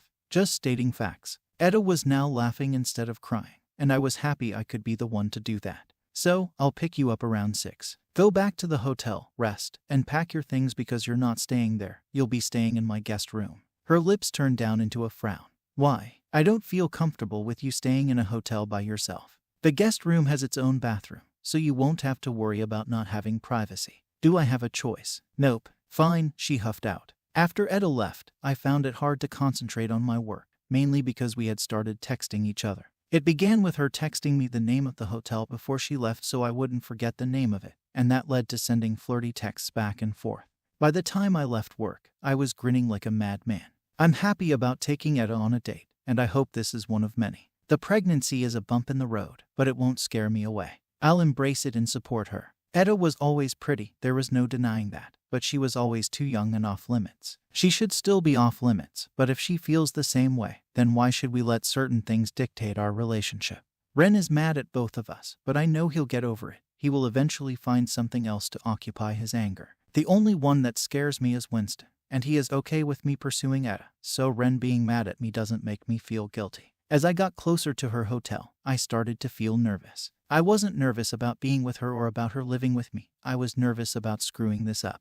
I knew the hotel that she was staying at. I pass by on my way to work, and it isn't the best. The doors to the room are outdoor access, and it makes me angry her brothers allowed her to stay here. But I also know she is stubborn and probably argued, and it's hard to say no to Etta. Etta's room was on the first floor, so I parked next to her car and noticed it was packed, which surprised me. I expected her to be vocal about not wanting to be a burden. I quickly walked up to her hotel door and knocked. She answered almost immediately, and while she was only wearing a shirt and pair of black jeans, she looked beautiful. I hope this okay, I don't have much with me. You look perfect, and the place we are going is semi-casual. Please tell me you're taking me to a place where I can get some buttered biscuits. I've been dealing with this craving all day. I'll make sure you get some butter biscuits. Everything with Etta was easy. Being around her, liking her, talking to her, it was all easy. Once we were at the restaurant and placed our orders, the conversation started to flow. Are you excited about your new position? I asked. I am. The people seem nice. I'm just a bit nervous to tell them I'll need maternity leave not long after starting. I don't think you'll have an issue. There are laws that protect you. I know, I feel bad. Though ... Can I ask you a question? You can ask me anything. What are you getting out of this? What do you mean? What's in it for you? Why do you want to be with me? I've always found you attractive. But the age difference and the timing were never right. And the timing is perfect now, with me being pregnant with someone else's child. You're single, I'm single. I like you, and I think you like me, so yeah, it's the right time. And the pregnancy doesn't bother you. No, I've always wanted children, and this child is a part of you, and anything that's a part of you is something I'm going to cherish. Chapter 15 Odette. No, I've always wanted children, and this child is a part of you, and anything that's a part of you is something I'm going to cherish. I was speechless. I didn't expect him to accept my situation, but here he was telling me that he likes me and wants to be a part of this. This isn't going to be easy. I reminded him, I'm going to be fighting for custody, and I'll be connected to Tyler for life. I know, and I'll be there with you through it all if you let me. Believe me when I say I'm all in. I want you and everything that comes with you. If we weren't in public, I probably would be ripping his clothes off right now. This is more than I could have hoped for. Let's change the subject, I suggest. For the rest of dinner, we talked about our likes and dislikes. Apparently, Reese is still into outdoor activities. He likes to hike and fish. The fishing surprised me. Thank you for dinner. You're welcome. Are you ready to check out of the hotel? I am. Even though I feel bad, it will be nice to stay in a house on a bed I know is clean. I'll wait for you, and you can follow me back to my place. Reese left the car and jogged to the passenger side to open my door and help me out. I won't be long, everything is already in my car. I have to drop off the hotel key, and then we can leave. Reese's house was not what I expected. I expected a small bachelor pad, but he lived in an attached townhome with 3 bedrooms, one was converted to an office. This is a nice place, and it's not what I expected. What did you expect? I expected it to be bare, very masculine, maybe not as clean. Do I come across as someone who keeps a messy house? No, I didn't mean to offend you. I was only basing it off of other places I've seen. I'm joking, Etta. I'm not offended. It was a bit messy, but I took care of it before dinner. Anyway, feel free to use whatever you want. Please don't feel like you have to ask me to eat or to use something. Thank you. I really appreciate this, Reese. My life has been chaotic, but you seem to keep me grounded. Reese walked over to me and held my face in his hands. Can I kiss you? Yes. I didn't even have to think about it. I didn't care about anything other than being with Reese. His kiss was something I've been craving since he first kissed me. When his lips touched mine, I felt my body instantly relax. I felt safe with Reese. A part of me wholeheartedly believes he will take care of me and be there with me through it all. When Reese broke the kiss, I let out a sigh. He placed his forehead against mine and closed his eyes. Kissing you is one of the best things in this world. I let out a snort. No need to overplay it. I already let you kiss me. Shut up and take the compliment. He gave me one last kiss before pulling away. I'll help you bring your stuff in. I woke up refreshed. The bed was amazing, better than the one I had back in Maine. It was the first time I slept through the night and was ready to embrace the day. Today is my first day in my new position, and I'm looking forward to it. I'm looking forward to the new work and the challenges and starting over. My goal for this morning is to let James know I'm pregnant. I figured it's best to be upfront about it, and tonight, I'm having dinner with Winston, Bo, Ren, and Sterling. Sterling already knows, but I need to tell the rest of them. Since Theo decided to head out early, I'll FaceTime him later this week and let him know. Once I got to the office building, I dropped my bag at my desk and headed straight to James' office. I knocked on his office door, and he answered pretty quickly, telling me to come in. I thought it would be you. I hope you find your office to your liking. I had it stocked with things I thought you would need. If you need anything else, let Clark know, and we will get ordered. My office is great, thank you for setting that up, but I actually came here to talk to you about something personal. All right, have a seat. I'm sorry about bothering you so early, but I want to be honest and upfront about everything because it affects work. I found out a few days ago that I'm expecting. Congratulations. Thank you. I want you to know this won't affect my work. I know it won't. Pregnancy is normal, and we have an excellent maternity leave policy. Have you had a chance to read it? I shook my head no. Well, you'll be happy to know that we offer the full time off with pay. That's very generous of the company. I agree, and thank you for being honest with me, Odette, but I have a meeting to get to. James walked me to my office since he was heading that way, and told me to let him know if I needed anything. As I settled into my desk chair, my phone started buzzing. I immediately felt sick with nerves when I saw Tyler's name flash across the screen. Chapter 16 Odette. I knew I would eventually have to talk to him again, but it's too early, there isn't anything we can do. My phone stopped ringing and then immediately started again. I took a deep breath and answered the phone. Hello, Edda, what do you want, Tyler? I wanted to let you know that I secured a lawyer, and I need your address to send some papers. I'm not giving you my address, I'm not stupid. If you need anything, it can go through our lawyers. Text me your lawyer's information, and I'll have mine reach out. Don't be difficult, Odette. I know you're staying with one of your brothers, just tell me which one. I'm not staying with them, and as I said, it can go through our lawyers. I hung up on him to prove my point. I don't trust him. If he gets my address, he'll show up. I quickly sent Reese a text.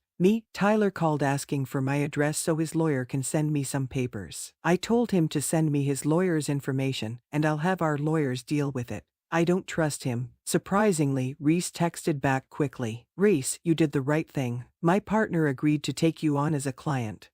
Thank you. Reese, no problem. I hope your first day goes well. I'll see you at home. I couldn't help but smile at the words I'll see you at home. It's been one day and I'm acting like I have a high school crush. I was brought out of my thoughts when someone knocked on my door. Is this a bad time? No, come on in. I was happy to see Olivia. It meant I had someone in town other than my brothers and Reese to hang out with. Has James updated you on the projects we are already working on? No, we are going to be meeting about that this afternoon. Oh, well, I'm currently working on a project, and the client isn't happy. I've made all the changes they asked for, and it's still not enough. Send it to me, and I'll have a look. I'm sure your work is good, and the client is difficult. Thank you. Send me any thoughts you have on it, like is the anything you are thinking about changing or things you don't like about it. By the time lunch rolled around, I was hungry. I've been snacking, but my body wanted food. The only problem is the smell of regular food makes me nauseous. The smell of the cooking oil or butter really made my stomach turn, so I settled on a grilled chicken salad from the cafe downstairs, hoping that would fix my hunger for a bit. I wasn't sure when everyone else took their lunch, so I used my lunchtime to look through apartment ads on the internet, and there were a few that caught my eye. I had a list of apartments I wanted to check out by the time my lunch ended. As I entered the suite, Corina came up to me. Who is the lucky guy? What do you mean? You've got a keeper if he's sending you flowers for no reason. Corina followed me to my office with a high smile on her face. I wish my husband still sent me flowers. There was a bouquet of yellow and red roses sitting on my desk.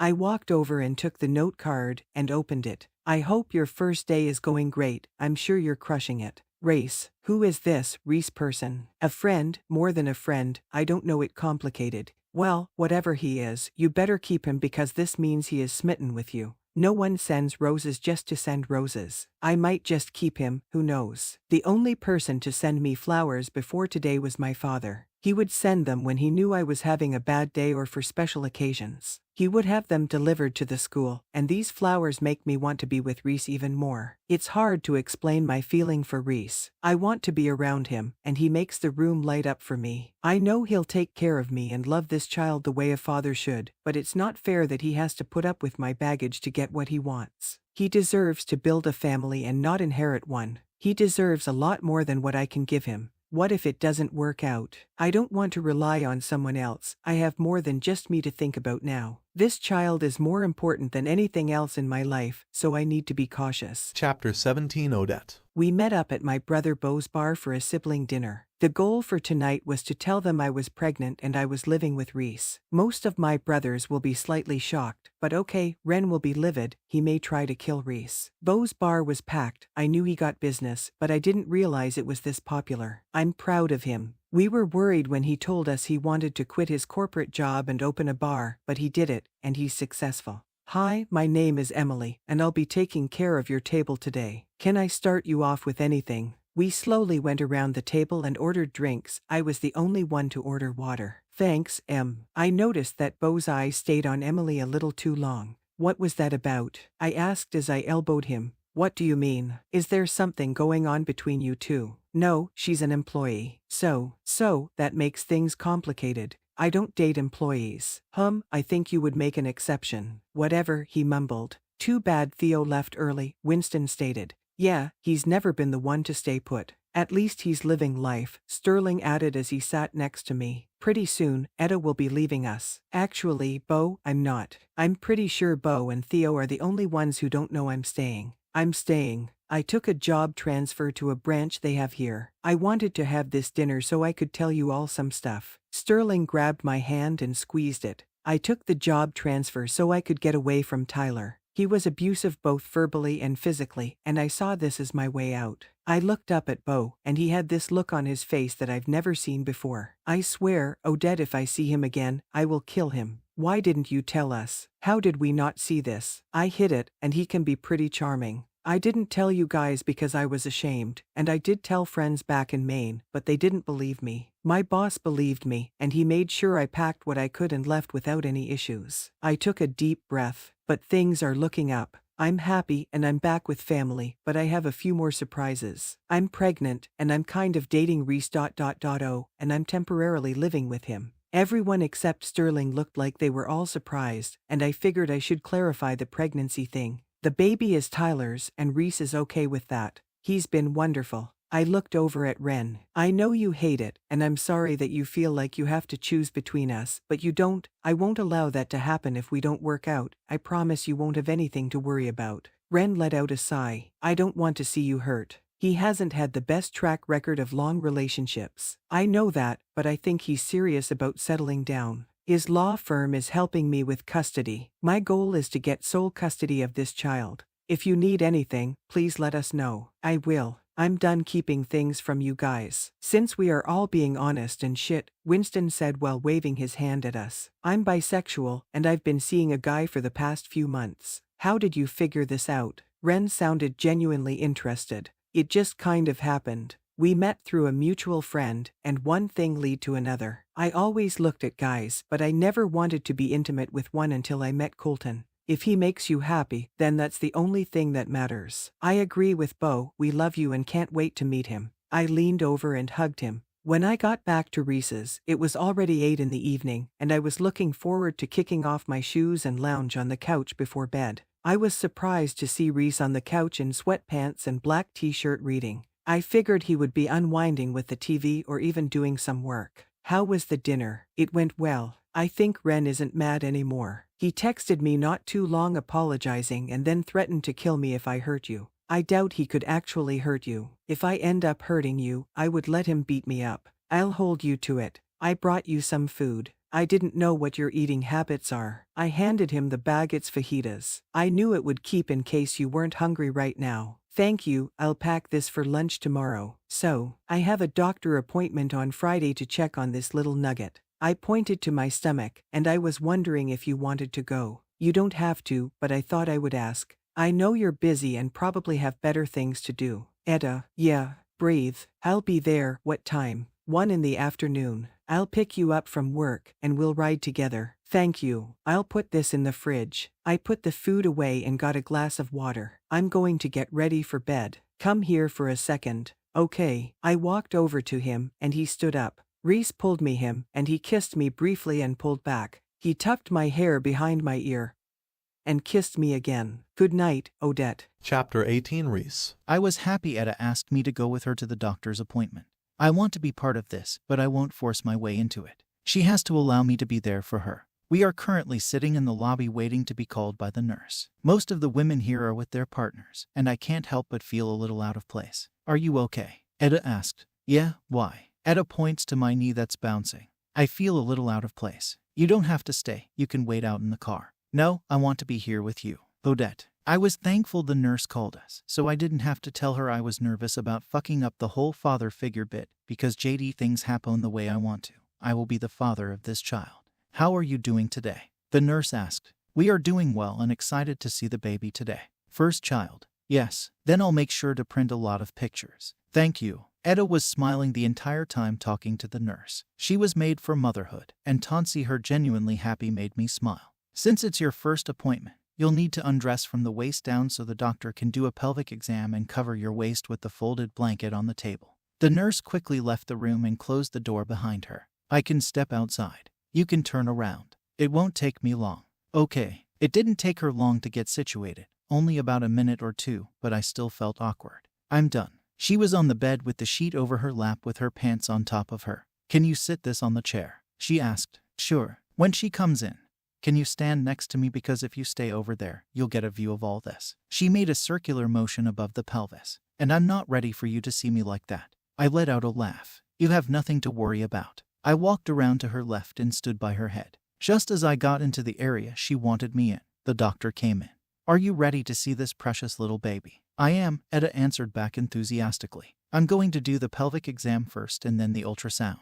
Sounds good. The doctor helped her feet into the stirrups and situated her knees so she could roll her seat between her legs. I was kind of curious and wanted to peek over. I've never been with anyone to the gynecologist, let alone a birthing center, so I wanted to know what they were doing. Good job, everything feels and looks normal. You can put your feet down and slide up and pull up your shirt so we can get a look at the baby. The doctor squirted the gel on Etta's stomach and picked up the wand. She placed it on her stomach and moved it around. There's your little bundle of joy. I was captivated by what I was seeing. I expected to see a bean-like image, but could clearly see an image of a baby. The doctor pushed a button, and a sound started coming out of the machine. Is that the heartbeat? I asked. It sure is. I looked down at Etta, and she had tears rolling down the side of her face. The love I felt for Etta has passed on to this child. I had a lump forming in my throat watching the baby and hearing the heartbeat, but watching Etta is what got me. And I knew from this moment on she and this child were mine. I would do anything for them. We'll get some pictures printed for you guys. Everything looks like it is developing well. Do you have any questions or concerns? I do, Etta spoke up. The night before I found out I was pregnant, I was drinking. How is that going to affect the pregnancy? And the baby? It's hard to tell. Right now, the baby looks good, seems right on target, so I doubt you'll have complications, but we can only see so much on the ultrasound. Don't worry, and take care of yourself for the rest of the pregnancy, and things should be fine. The doctor left us so Etta could get cleaned up and dressed. I handed Etta her clothes and turned around as she got dressed. I'm done. I turned around and walked to her and framed her face with my hands and kissed her. I love you, I blurted out as I pulled back from the kiss. Chapter 19 Odette. I didn't know how to react. He said he loved me, and I did what I always do. I pushed him away and told him he couldn't love me and then ignored his confession. It scared me, and I didn't know how to handle it. It's been a few days, and I've been avoiding him, refusing to eat dinner with him, and hiding in my room. I'm such a fucking coward, and this is why he deserves someone other than me. Bad day. What the ... You just scared this shit out of me. What are you doing home early? I wanted to cook for you as an apology. Apology for what? Making you uncomfortable. You didn't make me uncomfortable. You're avoiding me, so obviously my confession bothered you. It was overwhelming. I wasn't expecting it, and I'm not the type of girl you should love. You need to stop pushing me away, it's not going to work. I want you and everything that comes with you. Why? I've always liked you, but I was afraid to pursue you because of your age and because of Ren, and then you started seeing that asshole, and I made a promise to myself. I promised if I got the chance to be with you, I would take it and do whatever I needed to make you see you belong with me. We are going to sit down, have dinner together and talk. I wanted to tell him I wasn't hungry, but I was starving, and he would know I was lying, so I took a seat at the table, and he placed the food in front of me. Are you ready to talk about us? Not really, but I guess we have to. I want this to work, but you have to want this too. I feel guilty for wanting it. Why? Because my life is a shit show. I have an abusive ex that I have a child with, I don't have a place to live, and I don't know what the fuck I'm doing. I'm pretty sure I'm going to be the world's worst mother, and I don't need to add shitty girlfriend to the list. You're too hard on yourself. We can take this a day at a time, but you need to tell me when you feel overwhelmed or if I'm coming across too strong. I love you, Odette. I'm not ready to say that back. I like you, and I want to be with you, but I'm scared, and saying those words offer nothing but heartbreak. Come here, he said, patting his lap. As in sit on your lap. Yes, I want you closer. I did as he asked and sat on his lap. Once I got situated, he placed his hand on my neck and pulled me into him for a kiss. He kissed me softly. He was skilled in guiding his lips and dominating with his tongue, but he kept it slow.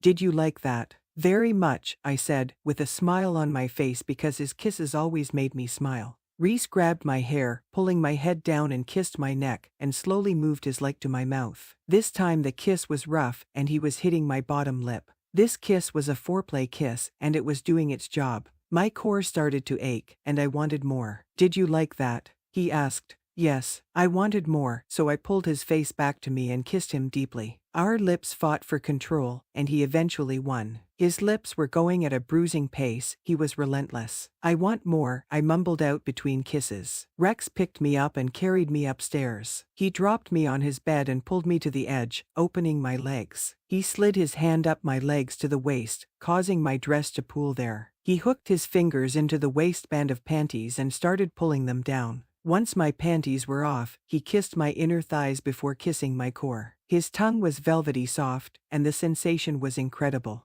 His tongue flicked back and forth on my clit as he stuck two fingers inside me, and I let a moan fisted my hands in his hair. Oh God. I panted out, his fingers and mouth moved in sync, and I could feel my orgasm building. The moment he thrusted a third finger inside me, I exploded. My orgasm was so powerful that I couldn't open my eyes, I was exhausted, and I didn't even have to do any of the work. I started to come back to reality at the sound of Reese's pants dropping to the floor, and when I looked at him, he was removing his shirt standing there in all his naked glory. He bent down and grabbed my skirt, and started sliding it down my legs. Take off your shirt and bra. I didn't even protest, I happily did what he asked me to do. I shuffled further on the bed to make room for him. Are you sure what to do this? Yes. I pulled him for a kiss, and I liked that he tasted of me. It was as if I had claimed him. He rolled on top of me and looked at my stomach. If I hurt you, let me know. I nodded my head as I grabbed his cock, lining him to my entrance as he slowly slid in. He felt good, he wasn't even moving, and it already felt like the best sex ever. Maybe it's the connection we have, perhaps that's the key to mind-blowing sex. He must have known that my mind wasn't with him because he thrust it in, causing me to gasp, bringing me back to the moment. When I opened my eyes, he had a smirk on his face looking at me. I want you paying attention, to be looking at me while I worship your body. He bent his head down to take a nipple into his mouth. He gently pulled on it with his teeth, soothing the pain with his tongue. Reese wasn't lying when he said he was going to worship my body. His hand and lips were all over the place as he thrust it in and out of me. It wasn't long before I felt the no in my lower region form, letting me know I had another orgasm on its way. I'm so close, I moaned out. Reese slipped his hand between us and rubbed my clit, sending me over the edge. I moaned his name as my back arched, and my muscles contracted, causing Mom to grunt. This second orgasm was more powerful than the first, and I was becoming addicted. Reese pulled out, causing me to groan. Roll over. I rolled onto my stomach, and Reese grabbed my hips, pulling me to my hands and knees. If it hurts, tell me. He kissed my back, parted my legs, and slammed into me. He was giving me a thorough fucking. His pace has sped up, and his thrusts were more challenging, but it felt amazing.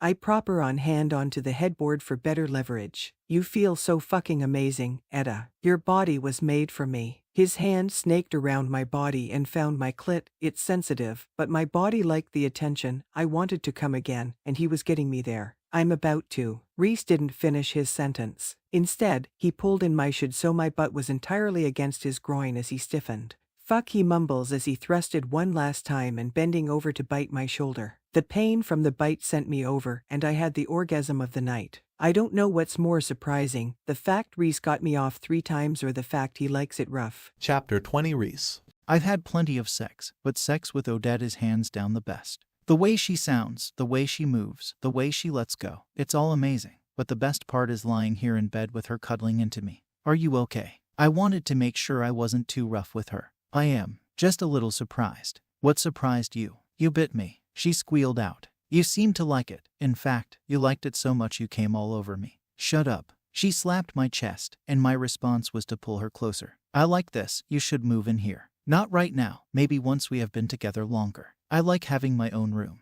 How about you just sleep in here then? Are you going to keep asking if I say no? I am. How about I keep my room to have a place to go when I'm feeling overwhelmed and a place to get ready?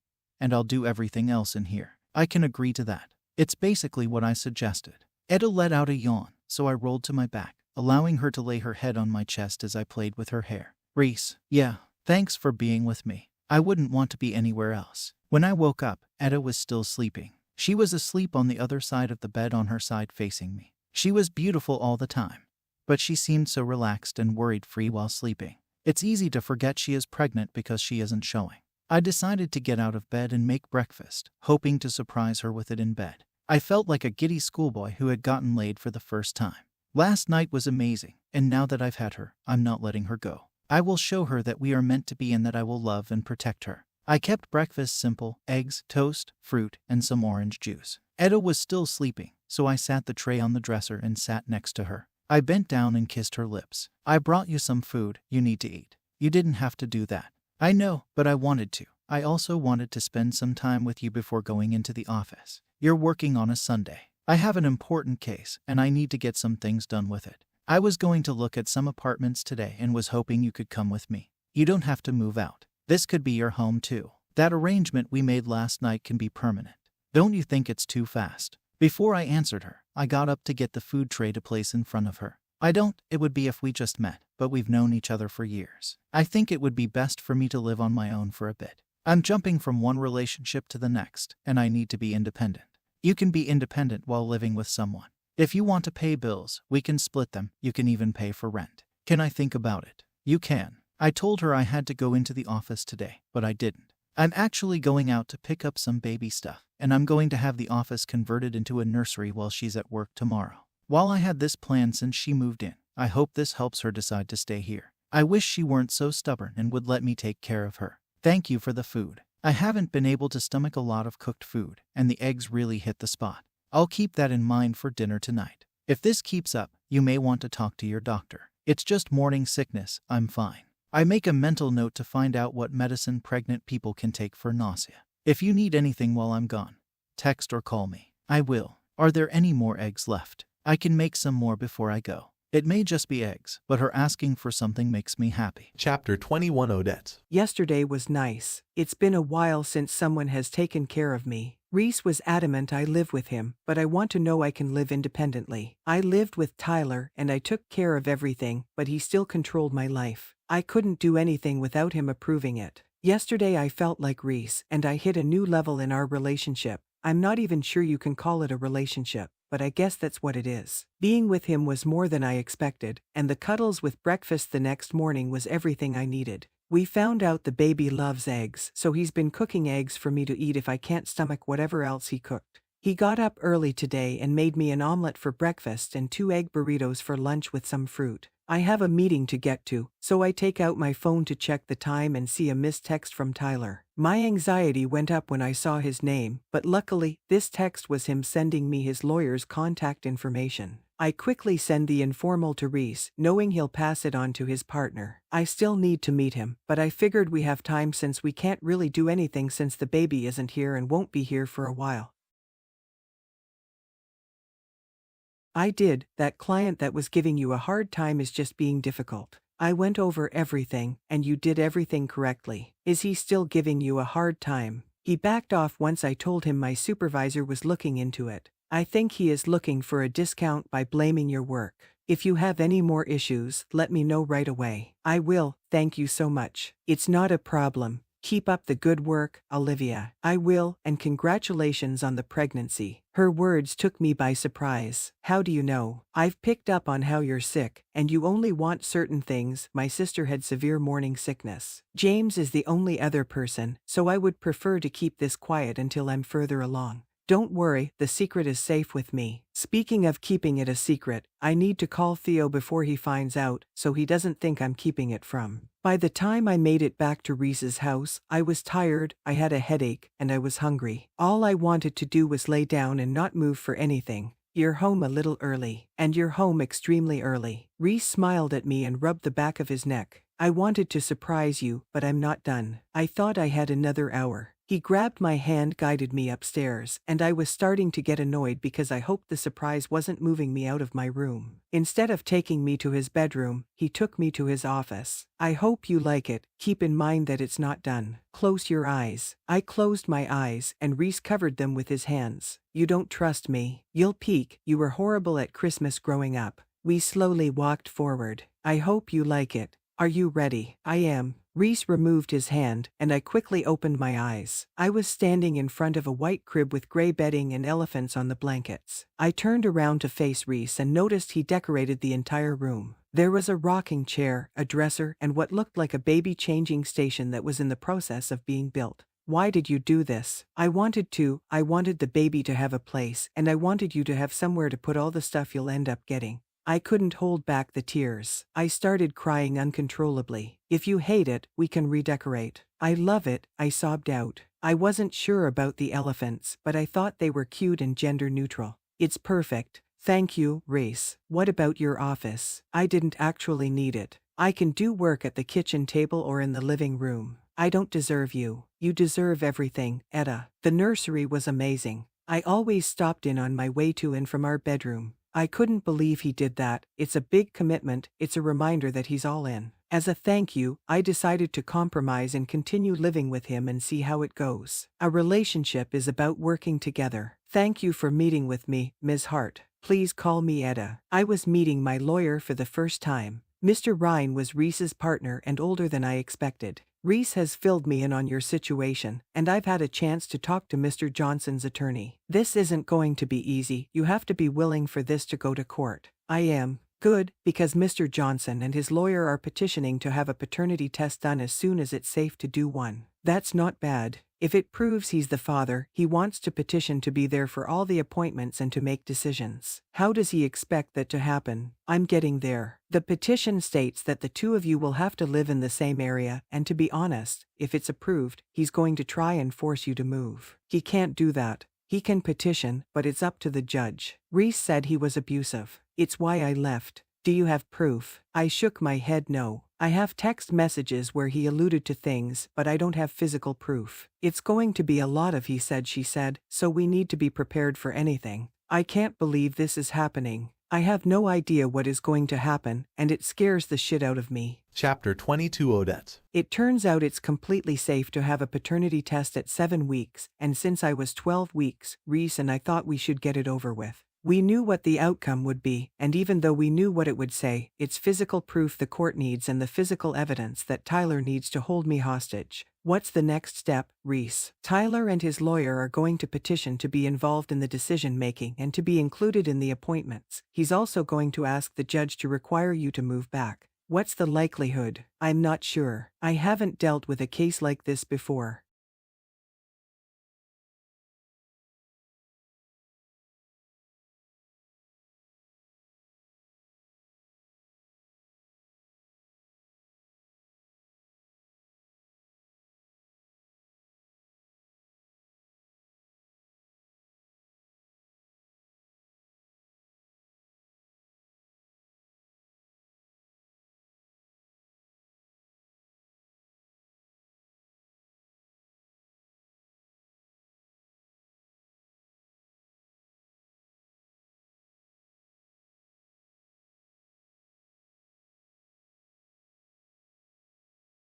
Sorry to keep you waiting. He noticed that Reese and I were holding hands and started for a moment before sitting down.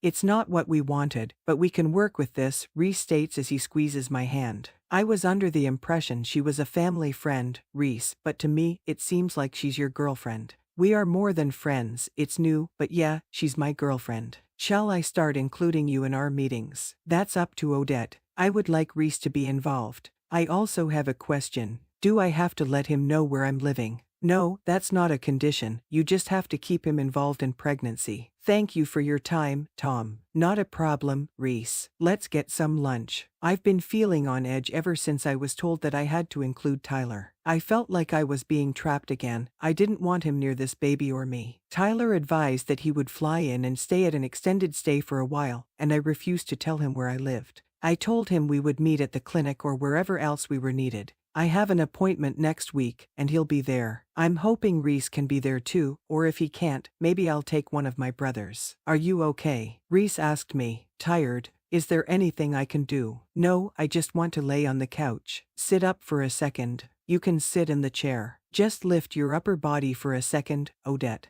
I did what he asked, and he sat in the seat I was laying my head in. He then took the pillow, placed it on his lap, and patted the pillow. Lay your head back down. Okay, when are you going to start trusting me? I do trust you, I'm not used to all this PDA or cuddling stuff. I laid my head in his lap, and he started to play with my hair, running his finger through it and massaging the scalp. This feels good. Do you want to tell me about your day? My day was fine, I'm just worried about being around Tyler again. I'll make sure nothing happens to you, I'll be at all your appointments too. Thank you for everything. No need to thank me. Reese leaned over and pecked my lips before grabbing the TV remote. How about we find something to watch? He had chosen The Good Place, a show I've wanted to see, but my body had other plans. I remember the first 5 minutes because that's all I saw before I fell asleep. Time went by fast. It was like the universe knew I was dreading seeing Tyler again. Tyler was already waiting for Reese and me outside of the clinic when we arrived.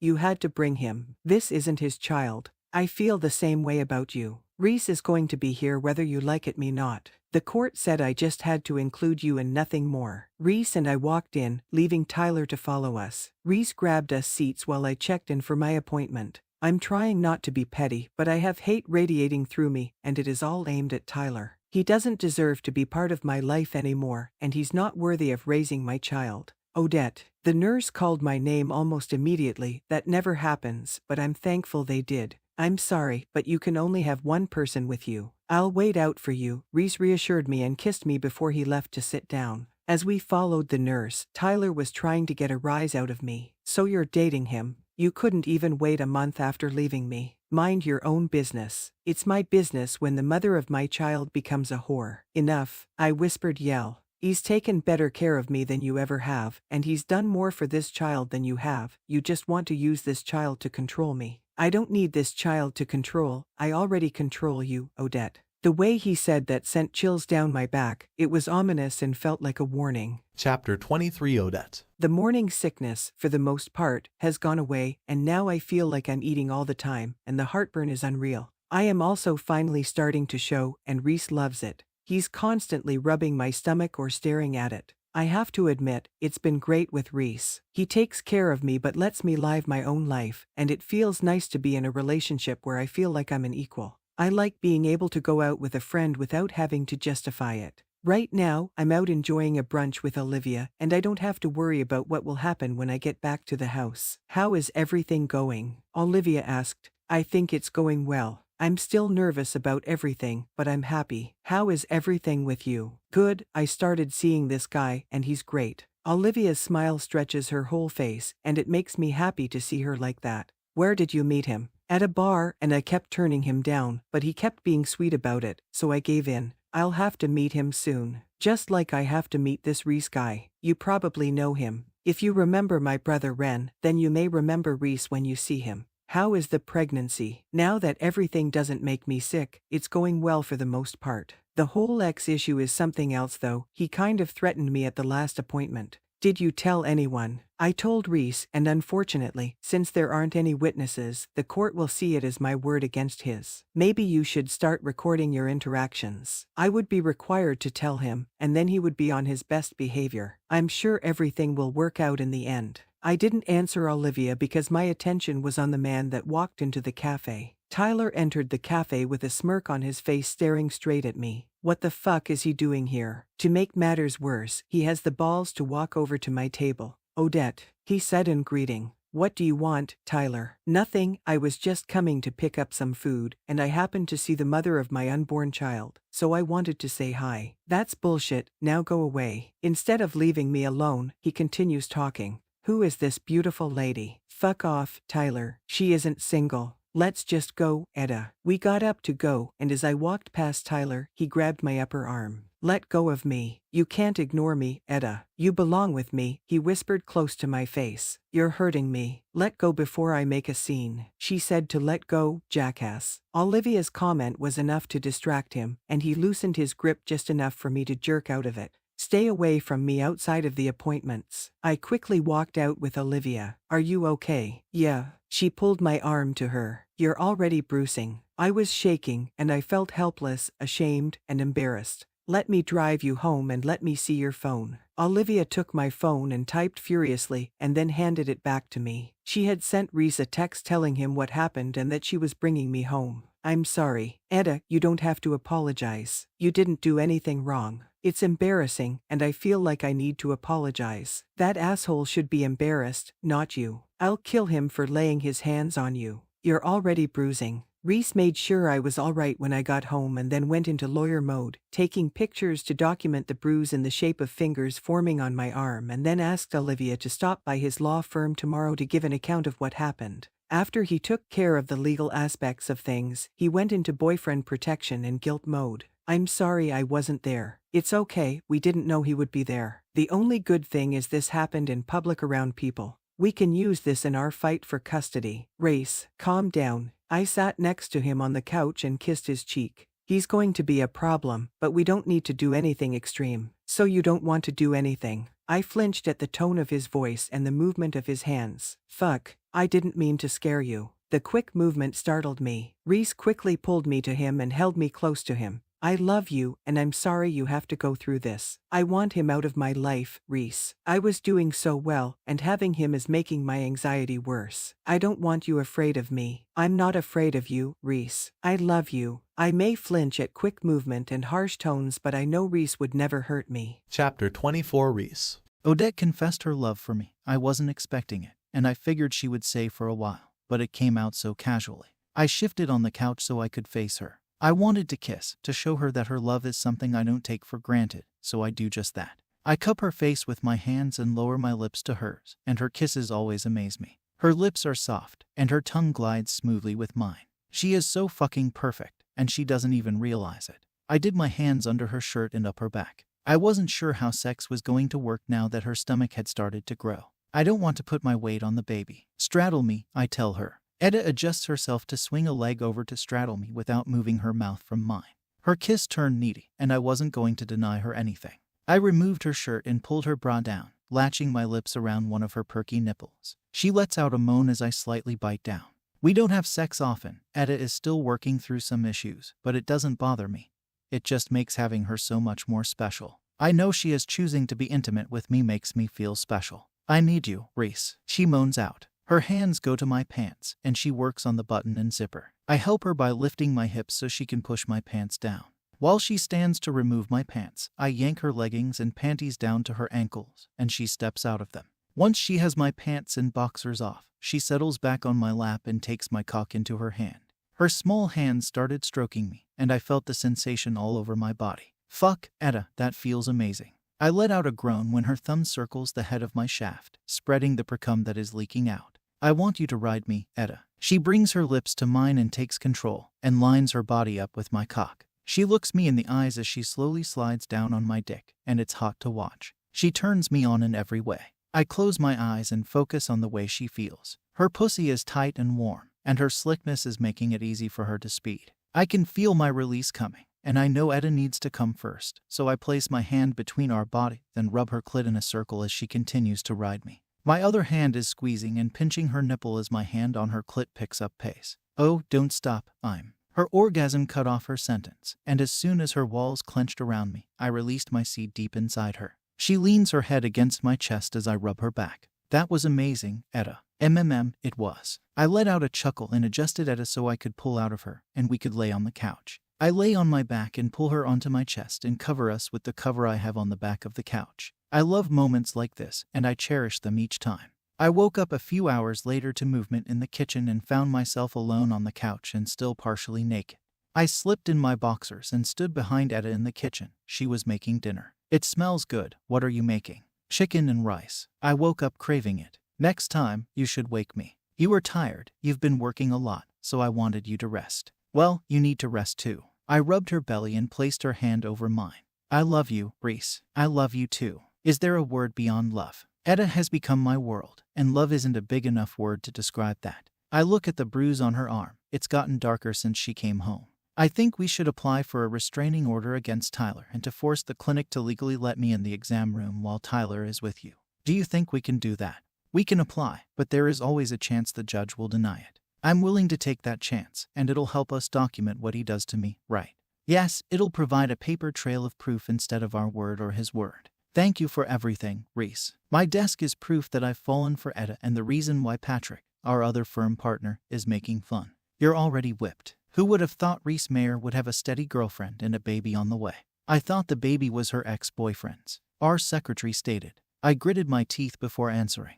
Biologically, yes, but in every other sense of the word, I'm the father. That's big of you. I didn't ask for your opinion, and I ask that you mind your own business before it becomes an issue. I'll be damned if someone tells me I'm not the father, especially from one of my employees. So this is for then. Patrick asked. It is. I want to spend the rest of my life with her. I'm not afraid to tell Patrick this. We've known each other for years. We graduated from law school together, and I know he'll understand. That's how I felt about Lillian when I met her. Congrats, Reese, you deserve to be happy. I think Etta and I both deserve to be happy. I made plans with Ren after work. I hate to admit that I've been neglecting our friendship since Etta moved in, and taking Ren out for drinks is my way of saying sorry. Thanks for agreeing to get drinks with me. Who would turn down free drinks? He jokes. I just wanted to make sure that we're good. Are you treating my sister right? I nod my head at him. Then that's all that matters. She makes me happy too. I know I was a jerk, but I was selfish. Don't worry about it. As long as she is taken care of, I'm good with you guys being together. I let out a sigh. Thank you. I was worried that we ruined our friendship. Nope, I was just difficult. I agreed with him and let out a laugh. How is everything going?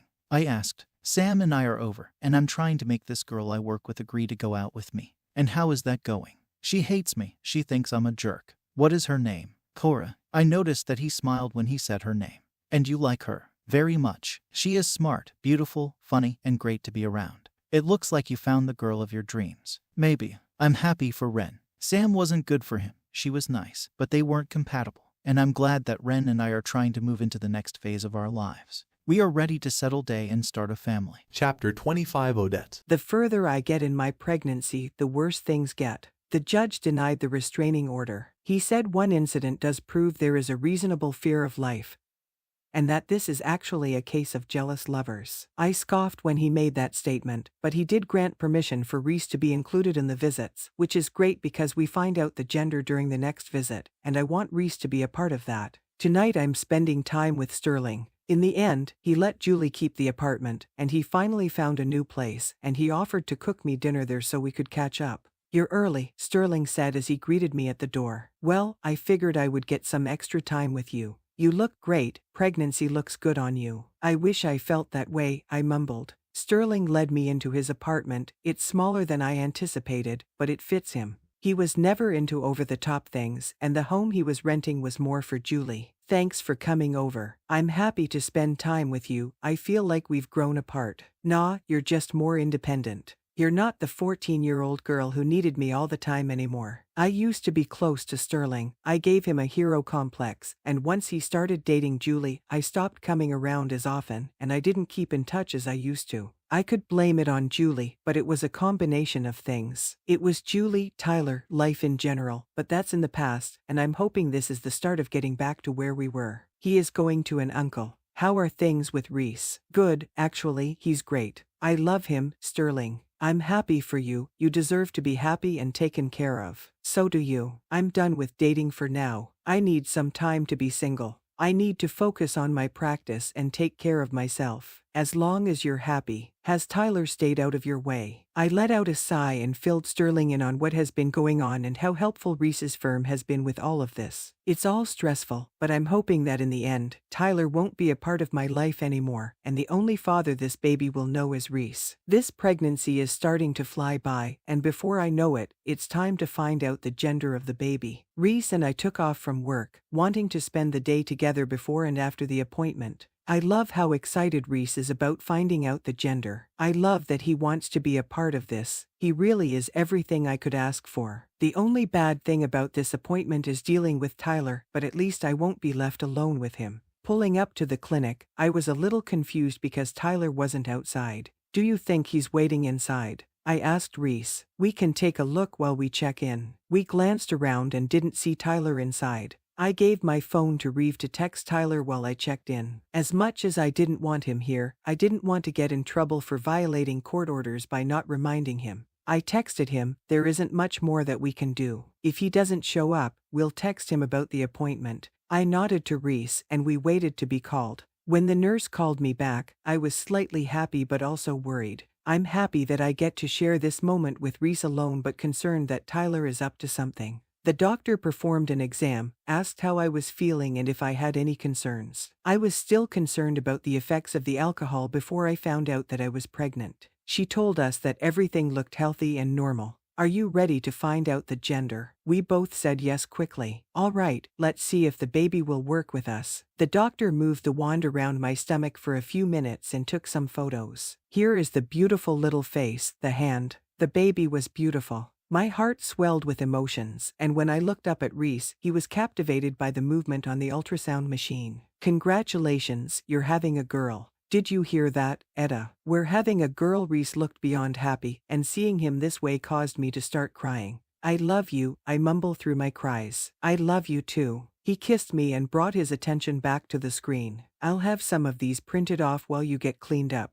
Thank you for letting me be a part of this. I want you to be a part of this, Reese. You are going to be her father. He grinned at me and helped me off the table and to get cleaned up. We were handed the pictures as we were setting up our next appointment. Now we can start thinking about a name. I rubbed my stomach thinking about how in a few short months, this little girl would be here. I have a suggestion, and you can say no if you want to, but I thought her name should be Caroline Rose. The name took me by surprise. So after our mothers. Yes, I thought it would be a good way to honor them, and it's an older name to fit into the heart naming tradition. I love it, I love you and I love Caroline Rose. Chapter 26 Odette. We found out through his lawyer that Tyler had to return to Maine for work, but I still find it odd because he hasn't contacted me or raised hell about whatever he could. It's been a few months, and he doesn't even text back, but we keep him and his lawyer updated on the pregnancy so he can't argue that we violated court orders. We have roughly 3 months to go, and I'm counting down the days. While pregnancy is beautiful, I'm over it.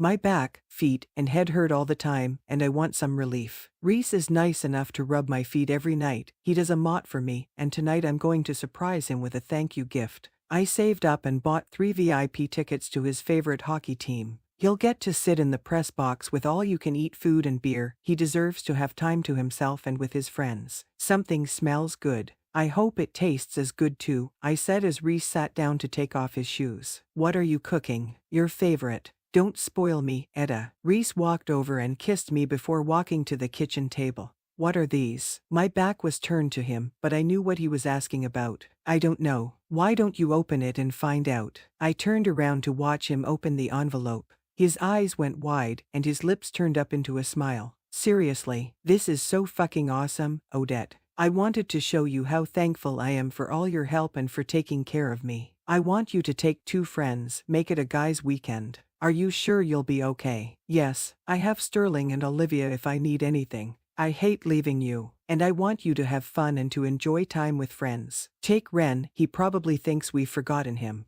He's busy trying to a girl that won't give him the time of day. That's new. Who is this girl? A co-worker of his. She thinks he's a jerk. Good, he needs a girl who will put him in his place. Are you sure you'll be fine? Yes, have fun, enjoy your weekend with Ren and Patrick. I'll call you from the hotel room tonight. Reese lowered his body to his knees so he could be face level with me. Call me if anything happens. He pecked my lips. I mean it. I will. I promise. I love you, be careful. It's supposed to storm tonight. I will, and I love you too. I'm going to set the alarm, so if you leave, don't forget you only have 15 seconds to leave and lock the door. I'll be staying in, so don't worry. I like that he was trying to make sure that I was good and taken care of before he left. I watched as he set the alarm, grabbed his bag, and headed out the front door. He will be back Sunday, so I have tonight and tomorrow to get through. I intended to close my eyes for a few minutes after I had gotten off the phone with Reese. He had called to say goodnight and let me know they made it safely, but closing my eyes turned into a nap.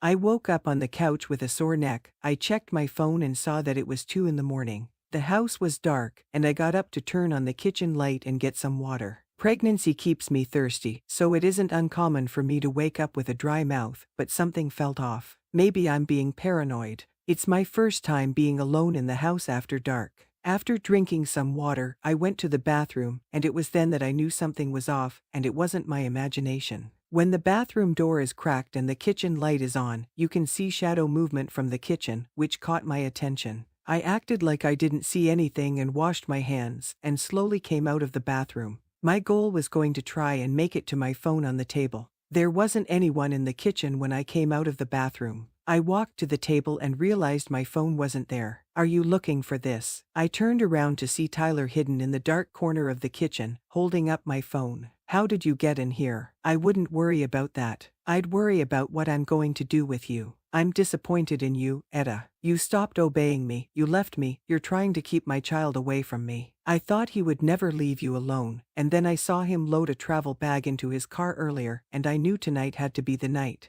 The night for what? I was scared, my body was shaking, I didn't know what he would do. The night I take back what's mine. I needed to get away from him, so I tried to slowly back up. Don't fucking move. I'm already angry with you, and your punishment will already be severe, so don't make this worse for yourself. He stalked towards me, and I shuffled back towards the living room. I told you not to fucking move. He reached out and grabbed me by my neck. I bet this pretty face of yours will look good with my mark. Please, Tyler, don't do this. I can smell the alcohol on his breath. You've been drinking, you'll regret this in the morning. The only thing I regret is letting you leave. Did you fuck your boss to get the transfer, just like you're fucking the guy that is providing legal services for you? You know that not true, look at what you're doing now. He brought the knife up to my face, and I felt the pointer edge press into my cheek. Please don't do this. He slowly moved the knife down my cheek, but I refused to let out a scream. You always knew how to take your punishments. When he removed the knife from my face, he stepped closer and started to lean in for a kiss, but I refused to let him do anything else to me. I raised my leg and kneed him in the groin. He dropped the knife and bent over. I took that distraction to make my way around him. I tried to head for the front door, and as I turned the knob to open, he pulled me back, causing the front door to slightly open. The open door caused me to remember the alarm system. It needs to start open for the silent alarm to go off and alert the police. Tyler punched me on the side of my face, causing me to fall to the floor. I stayed down, hoping that would prevent him from hitting me further, but he grabbed my hair, trying to force me up. I kicked at his knee, which caused him to let go of my hair. You're such a selfish bitch. I gave you everything, and all I asked for was your loyalty. The struggle brought us back to where the knife he dropped was laying on the floor. I needed to figure out how to get it before he did. Tyler pulled me over to the couch and forced me to sit. I really missed you, Etta, but you need to lose the attitude. Your only job is to satisfy me and take care of that baby of ours. The sound of sirens started to get close. How did you call the police? The sirens made him angrier. Answer me. I didn't. I didn't have my phone. There was banging on the door. Police. If anyone is in there, come out with your hands up. While Tyler was distracted by the police, I quickly went for the knife. As soon as I grabbed it, Tyler pulled me up by the hair. I took a deep breath and turned my body. As I went to stab him, he grabbed my arm with his other hand. "You can't overpower me. It's over, Tyler, the police are here." He twisted my arm until I felt a painful snap and dropped the knife. He grabbed me by throat and started squeezing. "If I can't have you, then at least I'll have the image of your terrified face as I squeeze the last bit of life out of you." My vision was becoming dark, the voices were muffled, and the last thing I heard was a loud bang before slipping away. Chapter 27 Reese. I woke up to a pillow being thrown and Ren yelling at me. "Answer your phone, dude." I rolled over and looked at the bedside clock and saw that it was after 2 in the morning. I almost ignored the call but thought it could be important. Hello, this is Faye with Guardian Alarms System. Is this Reese Mayers? It is. Could I have your safe number to confirm? 216,793. Thank you, we got an alert letting us know your alarm has been tripped. Is everything okay? I sat up and immediately thought about Etta. No, I'm not home, but my pregnant girlfriend. You need to send the police right now. Everything good? Ren asked. No, that was my security system. They got a notification that the alarm was tripped. I called Etta and the call went to voicemail. I texted her and told her to pick up. I called her 4 more times with no answer. Shit, we need to go. Ren and Patrick were already putting their shoes on. How fast can we get there? Ren asked. 2 hours if we drive like a maniac. I'll drive, you two keep trying to call Etta. I knew I shouldn't have left her. Maybe she's sleeping. When my sister was pregnant, she slept a lot, and it was hard to wake her up. I know Patrick is trying to be optimistic, but I just want him to drive. Yeah, maybe we are freaking out for nothing. Ren agreed. I have a bad feeling about this, and I bet Tyler is behind this. We rode in silence until my phone went off. Etta. No, sir. This is Officer Davis. I'm calling because you're listed as the owner of the security system and the emergency contact of Odette Hart. My lungs felt like bricks were weighing them down. It was getting hard to breathe, and I knew what he was about to tell me wasn't going to be good. Is she all right? I gasped out. She's on her way to the hospital. She wasn't conscious when we got here. It looks like she sustained multiple injuries, but you can get more details from the doctor when they treat her at the hospital. Which hospital? Brookfield. We also have the suspect in custody who is also en route to the hospital. Can you tell me who it is? A man named Tyler Johnson. I want to press charges. I don't care what you charge him with. If it's as simple as trespassing, charge him. I don't want to wait to have him arrested. I'll make a note of that, sir. He'll be in police custody at the hospital while he gets treated for his injury due to the assault he committed.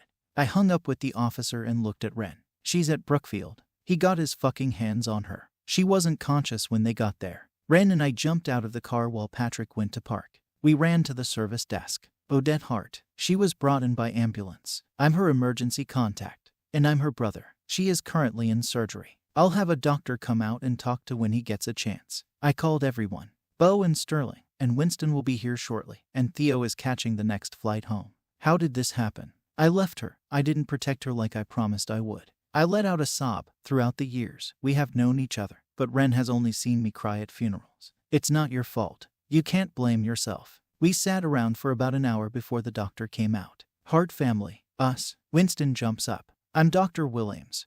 Who is the next of kin? I am, but we are all her brothers, and he's her boyfriend and emergency contact. Sterling states, she's going to be all right. She should make a full recovery, but we had to deliver the baby. The baby showed signs of distress, and we couldn't get the baby's heartbeat under control, so we did an emergency C-section. Right now, the baby is having trouble breathing, so she's in the NICU on oxygen. The baby was born early, and there can be some complications from that, but we will have to take it a day at a time. Ms. Hart received 12 stitches to the face, a broken arm that she may need surgery on later, and a bruised windpipe. It may be hard for her to talk for a while, but she will make a full recovery. Can we see her? I asked. You can, one at a time, and then she can have one person stay through the night with her. She is still out and will probably be out for a few hours. When visitation hours start at 10, then we ask to limit it to 3 at a time. I turned toward her brothers. You can tell me, no, but I want to be the one to stay with her. I think it should be you, Winston said as he squeezed my shoulder. You guys start the rotation. I'm going to call Theo. Thanks, Winston. I sat at the foot of her bed, rubbing her feet like I would if we were home. I haven't seen the baby. I wanted Etta to be the first to see her. I'm sorry I didn't protect you. What? She whispered out. I got up and moved closer to her face. Don't talk, it may hurt. She quickly placed her hand on her belly. They had to deliver her. She was in too much distress. Right now, she is in the NICU on oxygen. But because she was born so early, there may be other complications to arise. I watched as the tears pooled in her eyes and slid down the side of her face. I kissed her head and wiped the tears away. I'm sorry, Etta. I'm sorry you had to go through this. She shook her head. Where is he? She whispered. In custody. It's over. Can I see her? I'll get a nurse. After being checked out, the doctor agreed to her seeing our baby. I knew she isn't biologically mine, but I plan to raise her like she is. I haven't named her, seen her. I wanted you to be the first to see her and touch her. I wheeled Etta to the NICU into a little incubator that had Baby Heart wrote on it. She was beautiful. Her hair was the same as Etta's. Do you have a name for her? The nurse asked. Caroline Rose. Etta strained out. It's beautiful. The nurse wrote the name on the card and told us we could stick our hands in the incubator after we washed them. Etta stuck her hand in and gave Caroline her finger. Caroline is everything I thought she would be and more. I know everything is going to be okay because she's a fighter like her mother. Chapter 28 Odette. When I woke up in the hospital and realized I wasn't pregnant anymore, I thought the worst had happened, but Reese quickly assured me our little girl was alive. Seeing Caroline for the first time was an emotion that was hard to describe. It was like she took all my pain away yet gave me pain because she was suffering. Seeing her in the incubator was something I was prepared for, but feeling her tiny little hand around my finger melted me. My emotions were at odds. I wanted to be happy, but I wanted to be mad, and I felt guilty because Caroline was born too early. I wanted to breastfeed Caroline, but as of right now, I have to pump my milk so she can get it through a tube, but we are hoping for a transition to the nipple soon. Are you feeling okay? Reese asked. I want to hold her. I do too. I can ask the nurse. Ask me what? Lacey, our nurse, walked in. She has been great, and she even seems fun. Can I hold Caroline? Lacey's lips formed in a smile, and she placed her hand on her hip. Girl, you're a mind reader. I was coming in here to ask if you were up for some skin-to-skin time with her. Yes, let's get you washed up into Caroline. I slowly followed the nurse. It was painful to walk, but the doctor said moving would help the healing process. Once I scrubbed my arms and hands and sat down next to Caroline's incubator, I started to get emotional. Are you okay? Nurse Lacey asked. Yeah, I can't believe I get to hold her. Well, you better believe it. I know it's only one night, but she's doing well. We want her to be skin to skin with you, so we need you to pull your gown down, just barely covering your chest. I did as Nurse Lacey said while she carefully picked up Caroline and placed her stomach down on my chest. Having her in my arms made me feel whole. I was on the fence about having children, but now I know I want them. I want Caroline to have siblings. I heard the door open and looked up to see Reese walking towards us. He kissed my head as he kneeled to my level. She's so beautiful, he whispered. She's perfect. Can I take a picture of you holding her? I gave him permission, and he stood up and took some photos with his phone. Theo is here. He's waiting in your room. Can you bring him here so that he can see her? Of course. Reese has been great. He is dealing with everything. He told the police that I needed a day before giving my statement, and he contacted James, who said that I could take as much time off as I needed or work remotely for a while when I felt better. He's also making sure my brothers don't overwhelm me by trying to come and visit every day. Theo flew in and was waiting for us to tell him to come to visit. Hey, little sis. Hey, Theo. Reese had to stay out there. I nodded, understanding that only two are allowed back here at a time. How are you feeling? Better now that I have my daughter with me. So this is my niece. Yes, and you're the first uncle she gets to meet. Theo meets Caroline Rose. Caroline after mom, and Rose after Reese's mom. I love it. She would be so proud of you, and both mom and dad would love Caroline. I didn't answer him, I just stared at Caroline. How have you been, Theo? You know, living the single life. I'm sorry for not being here for you. Don't apologize. You have a life, and you deserve to live it. Besides, Reese is doing a great job of taking care of me. He loves you, Etta. Don't let him go. I don't plan on it. I'm going to let you spend some time alone with Caroline and Reese. I'll call you later. Love you. Love you too. I'm sorry you didn't get to hold her. It's okay, I'll get my time. She probably needs you more than me right now. I place my palm on Reese's cheek. She needs us both. I spent close to an hour hold Caroline, and I absolutely loved it and didn't want to put her down.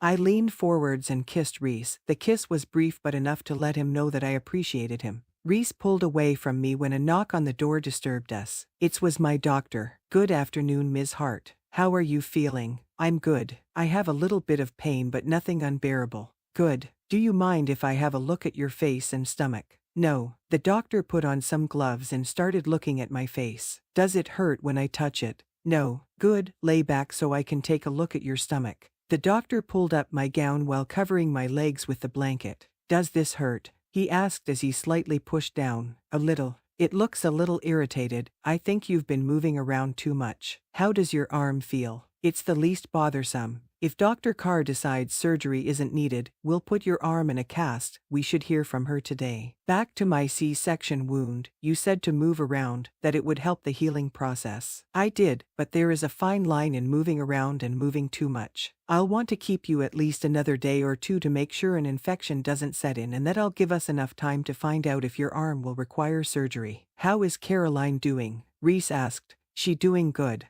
We may try and lower her oxygen tomorrow and see how she does. We will probably want to keep her here for a while, so you may end up getting released before she does. I'm not sure I can handle Caroline being here without me. Chapter 29 Odette. It's been 2 days, and I've been told I'll be released tomorrow. I'm thankful to be going home, but I don't want to leave Caroline. I was also told Tyler was charged with assault, attempted murder, trespassing, and resisting arrest, and that testifying could help put him away. Reese and Mr. Ryan both agree this will allow me to terminate his parental rights. Caroline is doing better, and they have been weakening her off the oxygen they've been giving her. She has also started gaining weight, which is a good sign. I hope I get to see my niece today, Sterling said as he walked through my hospital door. Only if you're nice. I'm always nice, and Ren is parking the car, so he should be up here shortly. Reese is with Caroline right now. I wanted them to have some bonding time. You can go join them if you want. I'll wait for Ren to come up so he can keep you company while I visit Caroline. So what made you name her after Mom? It was Reese's idea. He suggested Caroline Rose, and I fell in love with the name. Where is she? Ren asked as he barged through. She is in the NICU nursery with Reese. You and Sterling will have to take turns. And I'm going first, so you keep Etta company. I'll be back. Sterling walked out of the room while Ren took a seat in the chair next to my bed.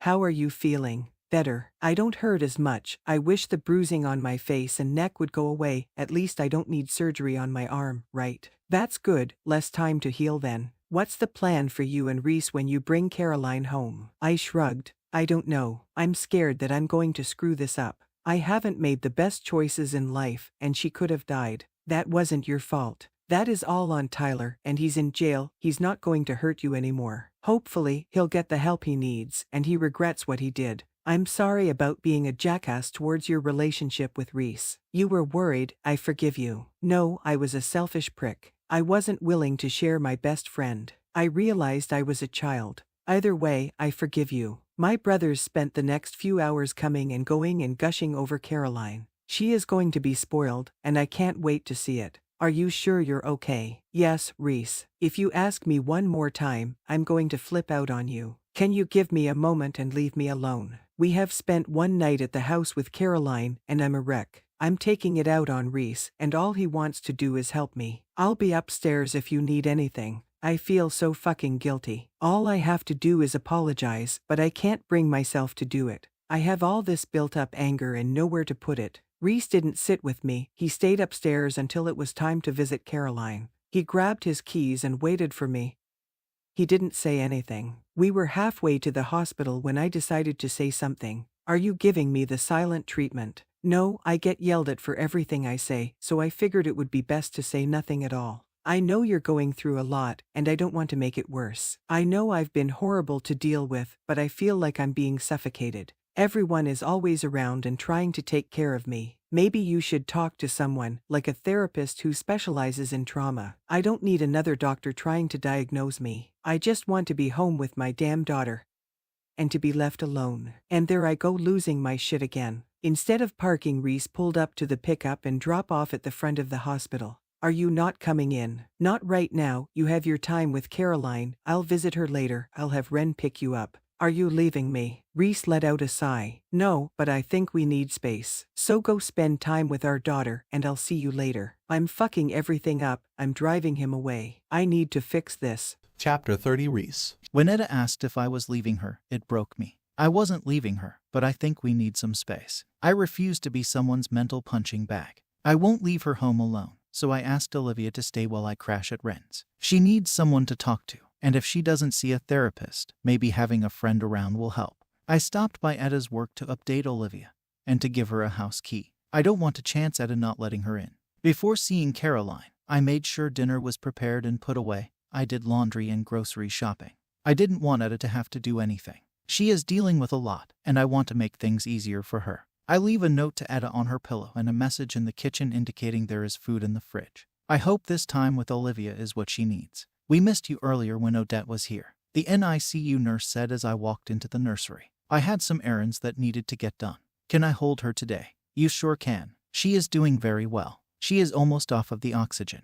Do you want to feed her too? I would love to. The nurse prepared the bottle and brought Caroline to me. She was fussing, but it was music to my ears. She took the bottle as soon as it was placed in her mouth. When do you think we will be able to bring her home? The doctor told Odette this morning that he would like her to gain more weight before releasing her. Could you take my phone and take a picture of us? Of course. She takes the picture and hands the phone back to me. Thanks, no problem. I'm going to give you some alone time if you need anything. I'll be over there. She points to the nurse's station just outside the room. Hey there, I whisper to Caroline. I'm sorry I wasn't here earlier. Your mom needed to have some time alone with you. We love you, and we can't wait to have you home.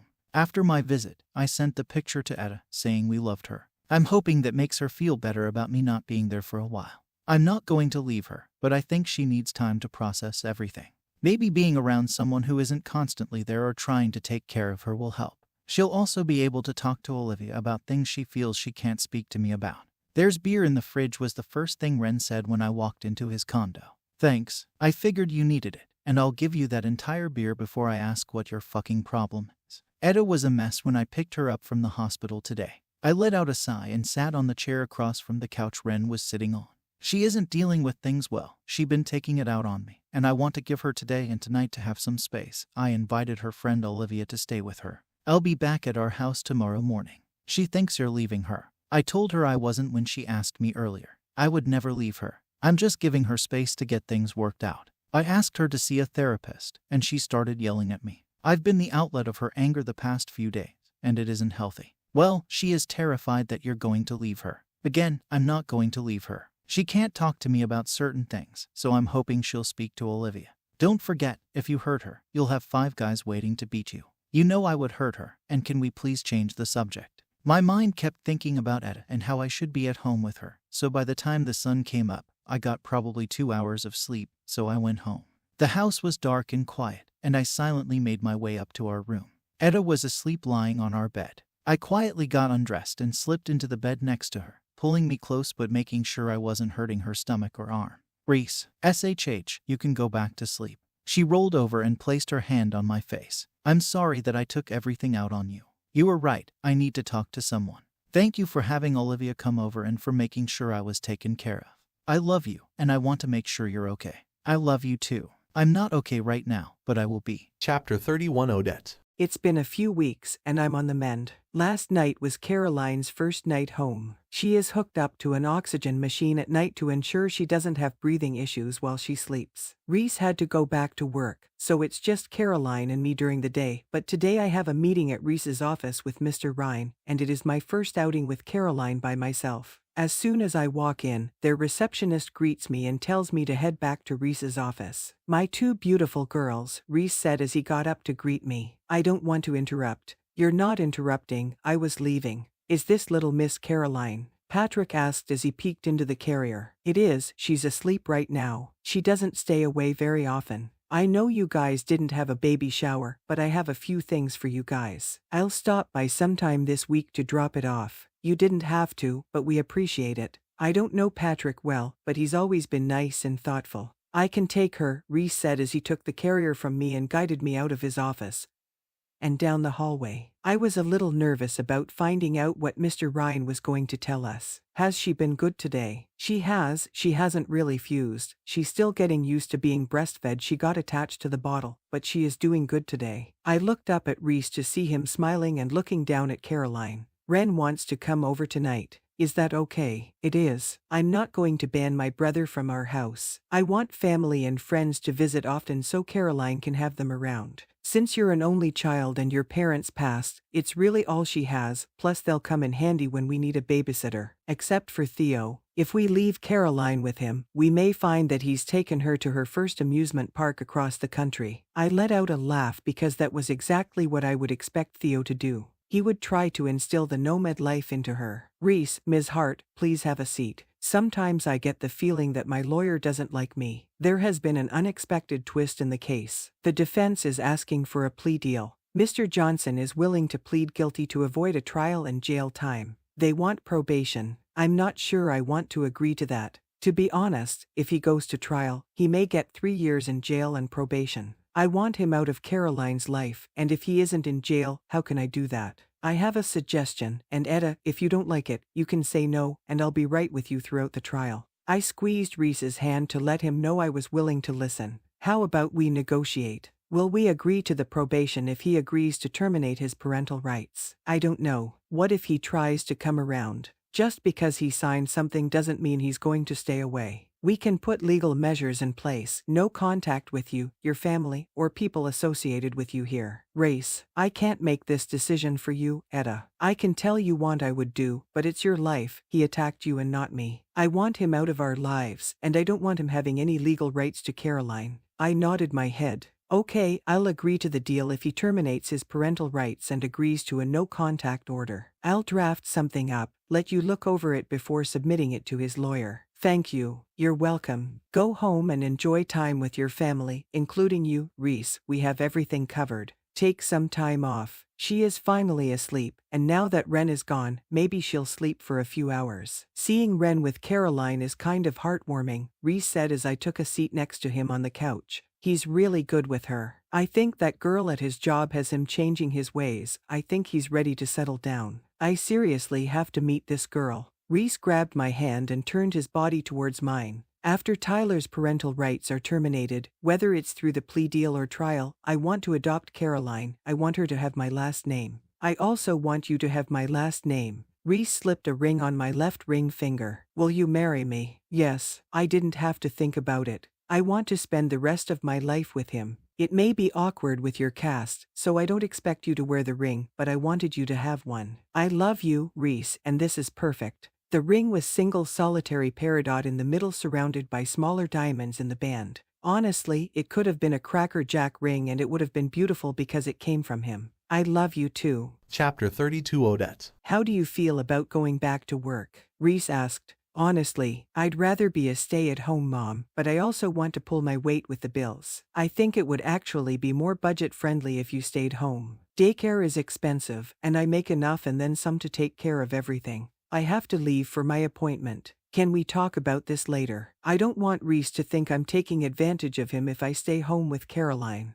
Of course. Be safe and good luck. I kissed Reese and Caroline bye before heading out. Today was my first therapy session, and I was nervous. I have no idea what to expect and no idea where to start. What made you make this appointment? Dr. Lawrence asked. I sought out a male therapist because I thought he would be less judgmental. I shrugged my shoulders. I told my fiancé I would talk to someone. And why did he want you to talk to someone? I let out a sigh. I let everything build up, and I took it out on him. You signed a medical waiver, so I was able to pull your medical file, and I see you just became a first-time parent. Yes, her name is Caroline, I said with a smile. And she was born under duress. Your ex-boyfriend attacked you. He did. He's also her father. Tell me a bit about your relationship with him. What do you want to know? How about you start at the beginning? Tell me how you met him. We met in college. We had several freshman year classes together. I thought he was a great guy, and our friendship continued until junior year when he asked me out, and I decided that it wouldn't hurt. Was he abusive during this time?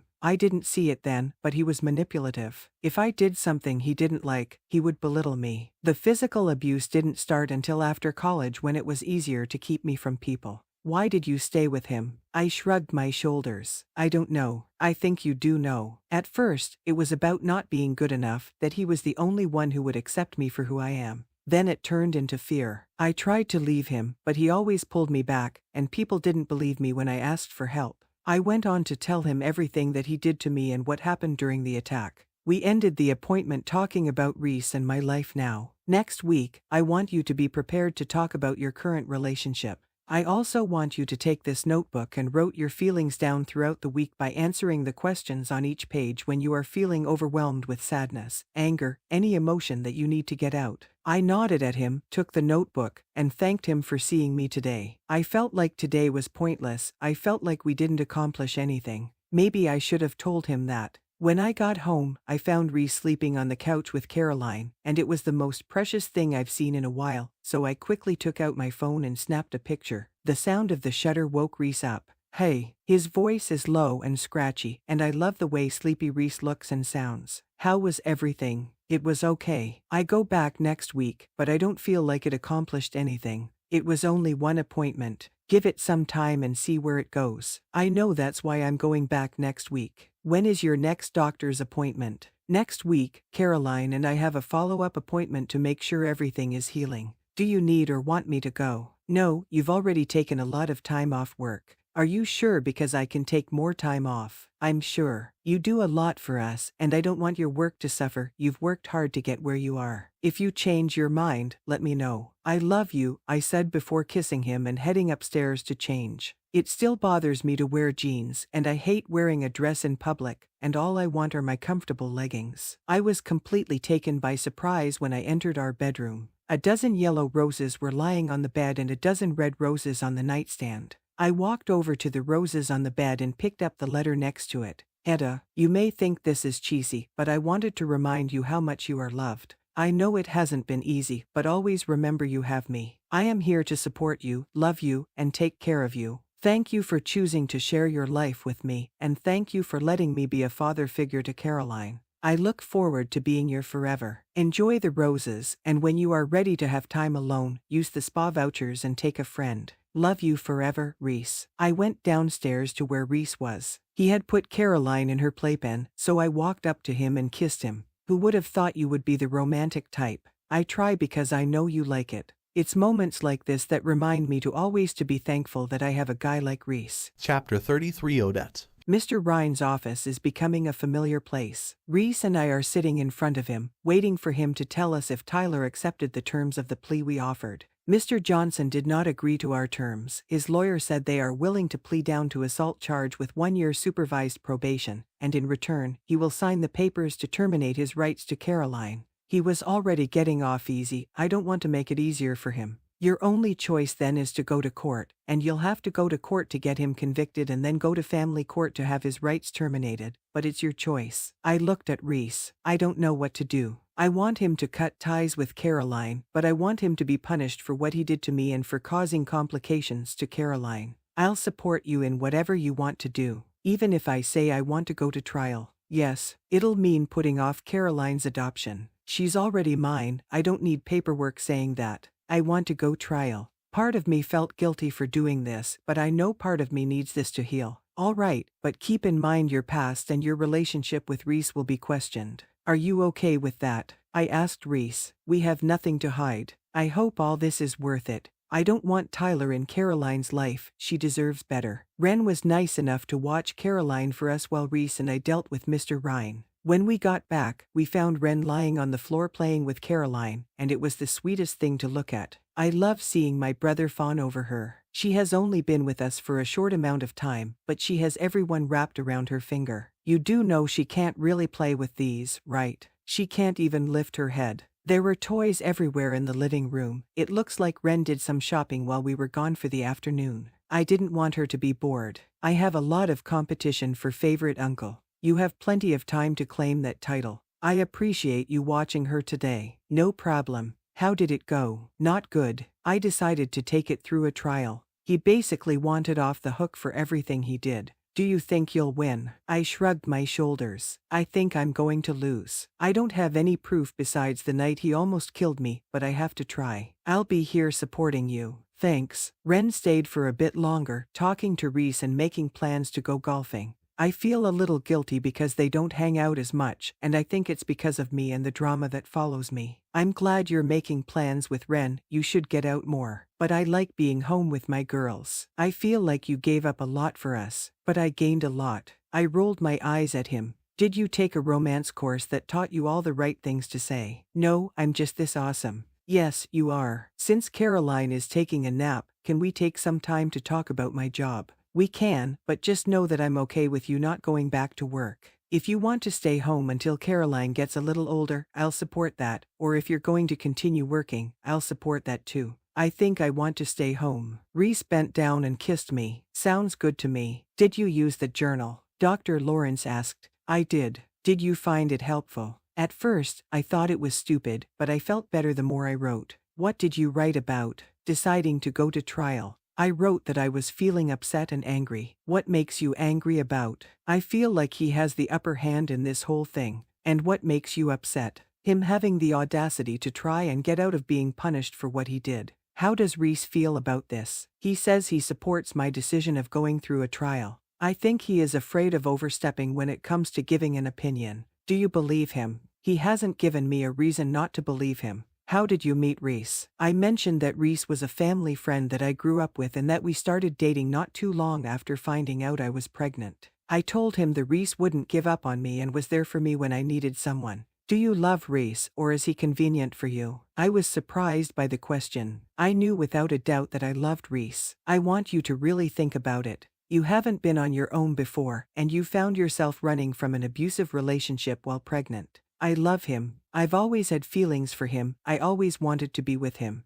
My situation has nothing to do with why I'm with him. Do you believe that? I do. My heart beats faster when I see him. I feel happy when I'm with him, and I can't imagine anyone else being a father to my children. I wanted to make sure you understood what you get from him. He's important to you, and I didn't want you second-guessing your feelings for him. Next week I want us to talk about your brothers and your relationship with them. I don't understand how this is supposed to help me. It's supposed to give you a chance to talk, to discuss things that are close to you that you may not know how to discuss. It'll give you a chance to digest things that have happened. I let out a sigh and nodded at Dr. Lawrence. I guess it's better to talk to him than to bottle my emotions up. Chapter 34 Odette. Everything looks fine. You're healing well after we took out the stitches. I think you can go back to all normal activities starting next week. How is your arm? Other than being in an annoying cast, it's good. Don't forget to have your regular care provider look at it. Now, let's take a look at little Missy here. Do you have any concerns? No, she seems to be doing well. She doesn't sleep as much anymore, and she has been eating more frequently. I can tell she gained about a pound since the last appointment. It's good progress. She seems to be developing well too.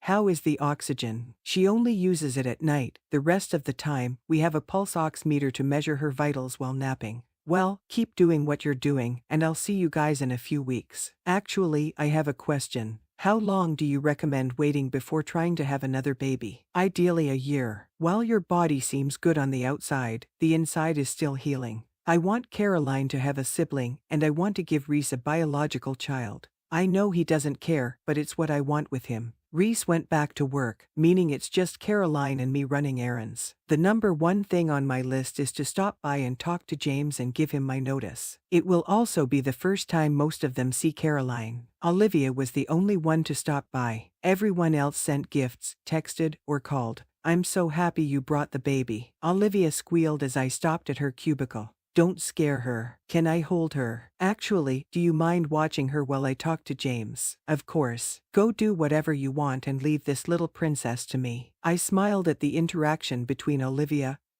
and Caroline. I'm glad she's going to have another woman in her life. James' door was closed, so I knocked, and he didn't answer at first, so I hit again. Come in. I was surprised to find James alone with a female I'd never met. They looked out of sorts like they tried to get dressed quickly. You're early. Sorry, I came after my appointment. Well, it's good to see you. Etta, this is my girlfriend Lori. Lori, this is Etta, one of my managers. Just so you know, you guys look guilty, and you can't hide anything looking like that. Oh my gosh. Lori gasped out. I told you it was a bad idea, James. Your secret is safe with me, I said with a laugh. Now that I'm completely embarrassed, I'm going to go. I'll see you later. She kissed James and left his office. Congrats, she is beautiful. Thanks. I was surprised she agreed to be with me. She feels a little out of my league. You're a great guy, so don't doubt yourself. Anyway, so you wanted to talk to me? Yes, I said as I took a seat in front of his desk. Reese and I decided it would be best if I stayed home with Caroline.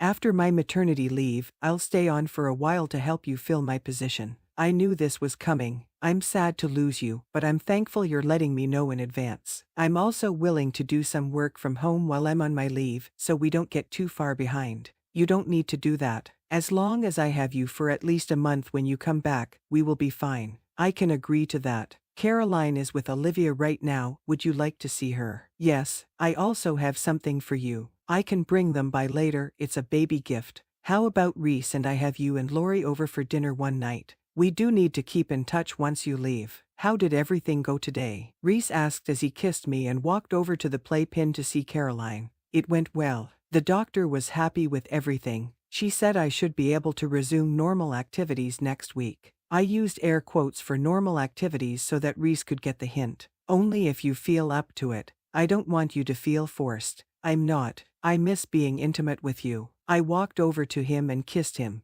I want him to know I was ready for him, that I don't feel forced. I also asked about the recommended time between having children. She said to wait at least a year. You want to have more kids? I nodded. I want to have a large family with you, Reese. I love you and I want to give you children. This time it was him kissing me. He kissed me hard and passionately. Let's get married tomorrow, he whispered as he pulled away from the kiss. Really? Yes, I want you forever. Okay, let's do this. Chapter 35 Reese. I was surprised Etta agreed to get married so quickly. I expected her to want a wedding and to have her brothers involved, but I was so happy when she agreed to marry me. Once we get called into the clerk's office, I'll be the happiest man around. To not piss off Ren or ruin our friendship, I told him we were getting married and I asked him to be our witness. Mayers and Hart. The three of us stood up and walked towards the man that called us. Do you have your documents and a witness? Yes, I answered quickly and handed them to him. Have either of you been married before? No. Fill out this form, and you both have to sign and date it. It was a form asking us for our basic information, including any former names. We filled it out, signed it, and gave it back. Do you want to say vows? I looked at Etta. I don't need to. We already know we love and support each other. I agree. I kissed her on her temple before looking back at the man making us legal. All right then. I need the two of you to sign this, and then I need your witness to sign it. The whole marriage licenses signing took about a minute, and was anticlimactic. I'm fine with what happened because I just wanted her to be mine. But I'm afraid she wanted more and didn't say anything because she didn't want to bother me. Well, that wasn't as big as I thought it would be, Ren stated. But it's what we wanted. Etta sounded confident, but I'm sure she would have loved a wedding. Are you sure? Yes, Reese. You're my husband now, and that's all that matters. Besides, in a few years, we can renew our vow and have our children participate. As long as you're happy. I am. Okay, you guys are getting too cute, so how about we stop that? Do you want to join Etta and me for lunch? We have a few hours before we have to pick up Caroline from Sterling. Our treat. I can't say no to free food. First night as husband and wife, I said as I sat next to Etta on the couch. I just put Caroline to sleep, and if it all goes to plan, we have at least 2 hours before she wakes up again. How crazy is that? Did you ever think we would be here? She asked me. It depends. If you had asked me that a few years ago, I would have said no, but I knew I wanted to be with you since you came back. Something just clicked, and I felt like we were meant to be. My therapist asked if I loved you or if I thought I loved you because it was convenient. My stomach actually did a little flip. Why was she bringing this up? What did you tell them? That I loved you and that I knew I loved you because I'm happier with you. You make me smile, you put butterflies in my stomach. And I can see a future with you. I love you. I kissed her lips and walked to my jacket. We didn't have wedding rings earlier today, and she hasn't mentioned wanting one, but I bought a pair. I had placed an order online and asked Ren to pick them up this morning before meeting us at the courthouse. I took her hand and placed the ring on her finger. When did you have time to do this? Last night, and Ren picked them up this morning. It's beautiful, Reese. Etta's band had a twisted design with diamonds in the middle of each twist, whereas mine was a simple silver wedding band. Thank you, she whispered as she kissed me. The trial is in 2 days. Do you have any concerns? Thomas asked Etta. I don't know what to expect. They will try to tear your story apart. They'll try to twist your words. So think about what you say and how you say it, I told her. They may even question your quick marriage to Reese, hinting at infidelity. I felt bad for Etta. Her life has become so complicated because of one jerk. She wants what is best for her and for Caroline. But it's not easy. They want Reese to take the witness stand, but we are claiming your right not to have your spouse testify. Is that a good idea? I think it is. What I know of your relationship with Tyler is hearsay, and they can try and find holes in my testimony. Thomas and I had a brief discussion about this yesterday. Do you have any questions, Mrs. Mayers? Thomas called her Mrs. Mayers, and I love the sound of that. Very well, if you have questions, please let me know. Reese, do you mind staying back so I can talk to you about another case? I looked at Etta. I'll wait for you in your office. Once Etta left, Thomas started talking. This isn't a black and white case, does she know that? She does. She knows that there is a big chance that he could walk away with time served. If he gets convicted, that may help us with custody. I agree, I'm just not sure the chances are in our favor for a jail time conviction. Chapter 36 Odette. This is it. It all comes down to today, and I'm so nervous that I've thrown up my breakfast. Unfortunately, Reese couldn't sit with me. He sat behind me with my brothers. Theo even made a trip in to support me. Olivia was kind enough to come over and watch Caroline so we wouldn't have to bring her here. Please rise for the Honorable Judge Keefe. We all stood and waited for the judge to sit down. Once we took our seats, the judge proceeded to go over the charges brought against Tyler and allowed the opening statements to start. Ladies and gentlemen of the jury, we are here today asking you to find Tyler Johnson not guilty. We are asking you to find him not guilty because of his mental and emotional fit with addiction. My client is an alcoholic. He turned to it as a form of coping when his parents left him in a tragic accident. We ask you to find him not guilty due to medical distress and the lack of mental clarity. I couldn't believe that asshole was using his addiction as an excuse. His lawyer then went on to paint a lovely picture of Tyler that included community service and donations. Mr. Ryan approached the jury and started his opening statement. My client is the victim of Tyler Johnson. He not only tried to kill her, but he also tried killing his unborn daughter when he strangled Odette Hart. The baby was born early under distress and forced to fight for her life. Mr. Johnson did not care about the well-being of Odette or Caroline. We are asking you to find him guilty. Guilty of assault and guilty of attempted murder. We ask you to hold him accountable for what he did. I couldn't believe how frustrating all this was. It's hard to watch person after person as character witnesses for Tyler. My heart broke when I saw a former friend and co-worker of mine testify on his behalf. She states that he was nothing but a gentleman, that he sent me flowers, took me out to dinner, and spoiled me. That what happened the night he attacked me was random, that it must have been the alcohol. The last person for the defense was Tyler. Please state your full name for the record. The judge stated, Tyler Lee Johnson. Do you affirm the testimony you give today is the truth, the whole truth, and nothing but the truth? I do. You may be seated. Tyler sat down and looked over at me, and his lawyer started questioning him. What were you doing before you broke into the home that Ms. Hart was living in? I had spent the day drinking. And why were you drinking? I couldn't handle my emotions. What emotions? The hurt that Odette caused me. What did she do? She left me without notice and then tried to keep me from experiencing her pregnancy with my child. What were you thinking when you broke into the house Ms. Hart was staying in? I wanted her to feel my hurt. I wanted her to realize she hurt me. I didn't intend to hurt her or my daughter, but I was drunk at that point and had no self-control. Are you currently getting help? Yes, I've been going to AA and anger management. His lawyer kept asking questions that made him seem remorseful, but I wasn't buying it. I knew better. I spent years living under his control and dealing with his shit. I hated that we were going last. It made me more anxious. During our break, Reese tried to keep me calm, but I spent it in the bathroom throwing up bile, which made it worse. The leftover taste of the bile is enough to make you throw up again. The first witness, my lawyer, called was my old boss, the one that helped me leave Tyler. He told them I confided in him about what Tyler was doing and how the night of the attack was not the first time he touched me. He told them how Tyler was yelling when he came home early and found me packing my things. Once my former boss was done, I was called to the witness stand. My head was beating in my ears, the sounds were muffled. Please state your name for the record. Odette Marie Mayers, formerly Hart. Do you affirm the testimony you give today is the truth, the whole truth, and nothing but the truth? I do. How do you know the defendant? Mr. Rhines asked me. He was my boyfriend. And why did the relationship end? He was verbally, mentally, and physically abusive. Why didn't you leave sooner? He would threaten me or come find me. So the night he attacked you wasn't the first time? No, it was just the first time he took it that far. Was it the first time he touched while he's been here? No, he grabbed me when I was out with a friend. Mr. Ryan took a break so they could play the security footage. After the footage, he showed the bruising on my arm. As you can see, the night of the attack was not the first time Mr. Johnson attacked Mrs. Mayers. Can you tell us what Mr. Johnson said as he was strangling you that night? The only people who know this is the police and Mr. Ryan. I haven't told Reese or my brothers. He said if he couldn't have me, at least he would have the image of my terrified face as he squeezes the last bit of life from me. There were gasps through the room, and I looked at Reese, and Reese looked like he was going to punch someone, but it wasn't Reese who reacted.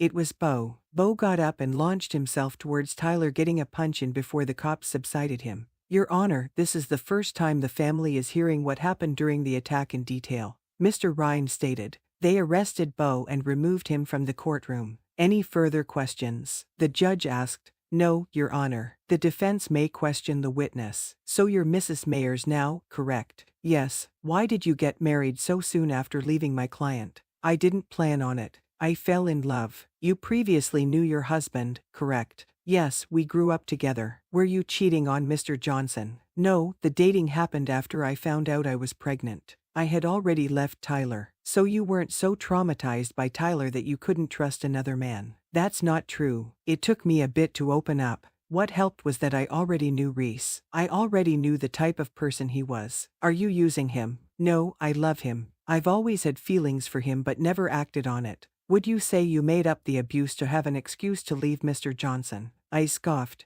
No, I spent years being abused by him. Yes, he has an alcohol problem, but that is not an excuse to lay your hands on a person. You're right, that isn't an excuse, but Mr. Johnson was under emotional distress because you were trying to keep his child away from him. I was working with him, and he was part of the pregnancy. I just wanted custody after she was born. I'm afraid that he would hurt her the way he hurt me, and I was right. He almost killed her. She was born early because of what he did. She had to fight to get stronger and to come home. Tyler isn't remorseful, and he is just upset that I now can stand up to him. I was fuming when I was done, and I was glad Bo got a punch in. I wish I could punch him. My testimony was the last of it. The jury was not responsible for the trial's outcome, and I hated that I didn't know what they were thinking. Chapter 37 Odette. It only took them 2 hours. That can't be good. Relax, it could go either way. Did you check on Bo? Yes, he's being held in contempt of court. I can't believe he did that. I can, we all wanted to do it, which is why we are all pitching in for his bond.